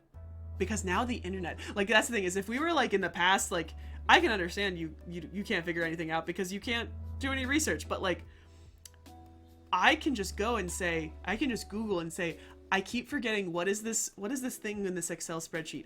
WordPress, trying to do this. I figured out how to transfer, my website is now not on WordPress because I wanted it to be better, and I figured out a way to keep using the domain on WordPress, but then creating the actual website on Canva and just using separate things. That took me forever, but I figured it out. So you can figure it out. I believe in you, Mark. I can show you how to use WordPress. And there are so many platforms also So where you many. don't need to, exactly, you don't need to, that they are offering you Yes. the platform and you can start also for free. So just start somewhere. I don't know, open a document and write what Write what you comes to want. your head, and then, yeah, exactly. Like, this shouldn't stop you. Like, in 2025, technology shouldn't be a problem. This is a No. self-limitation, and you will find it very liberating. Yeah. and very powerful when you are gonna do it and you're gonna see like, oh, actually I wanted this for so long and so much. Hmm. It might be something that it brings you so much satisfaction you don't even imagine, you know. Absolutely. So Alrighty. Thank you so much, Alexandra. Thank you so much for staying up thank late. you so much. Almost in four Yeah, of hours. course. I mean, for me, it's a party, you know, like almost 40 years old. These are my Saturdays, you know, like I'm not going to Yay! clubs and stuff. That's my jam, you know. That's a I perfect Saturday evening for me. I The love it. time is also the clock is gonna change it also here, Oh like my in a gosh. few hours. Everything's Everything, everything is great. fine. Thank you so, so much. Thank And I you. hope everybody had a blast, although it was depressing. Somebody commenting that I interesting know. yet depressing. I know, but it's But we're not gonna our make it fault. We are better. actually putting it there on the, you know, we are putting If you don't you admit know, it, it doesn't the, exist. Yes. exactly. You have to say So it. why to hide around it when No. actually we have to put it out and this should Hmm. be normalized. Speaking it out Absolutely. loud and pointing out that there are a lot of abuses and a lot of unfairness, and this will make people not better prepared, but actually not accepting this anymore, and the Yes. conditions will just become better, hopefully, you know. But Absolutely. pretending it's not happening, it's just, you know, being in denial, pun intended. Being in denial. And you know, and Absolutely. while Melissa in denial, it's amazing to follow and to you know, like listen to and present with. Being in denial is not exactly, you No. know. Being in denial Um, is not the worst thing. You gotta you just yeah, have to like put it out there. And that's nothing's gonna change if you don't talk about it. Absolutely. exactly. So no more SpongeBobbing. No more Exactly. I have to SpongeBobbing. write SpongeBobbing. This is the highlight. Like for you, it was from pain transforming pains into Pain to gains. gains. Melissa, for me, it's SpongeBobbing. I'm gonna call on SpongeBobbing. these people like, stop being SpongeBobbing. This is not okay. I I love that can't so wait. much. It's, Oh my this is gosh. the freedom of being freelancer. You have nothing to lose, you know, Nothing and to you can lose. go and people will, yeah, and people will be like, oh, you're so funny, and I'm like, oh, they think I'm joking. No, I'm not. Anyhow, thank you so Thank much you once so again, much. everybody who had the patience and who joined whenever they joined. It was amazing. The ones who stayed from the beginning to the end, you are our heroes. You know, it's been, I think, 4 hours Yeah, already. 4 hours So on the dot right now. yes, and that's amazing. It was my first live on Twitch and on TikTok. If Yay! anybody wants to give me a follow, I love Yes. archaeology I love archaeology on with social dots in media. between. Yep. I'll share Yes, that in a sec. and thank you so much, Melissa. It's been a blast. I really had a lot of fun. Really. Thank you so much. I will send you a message in just a little bit, but thank you guys so much for seeing and chatting with Alexandra.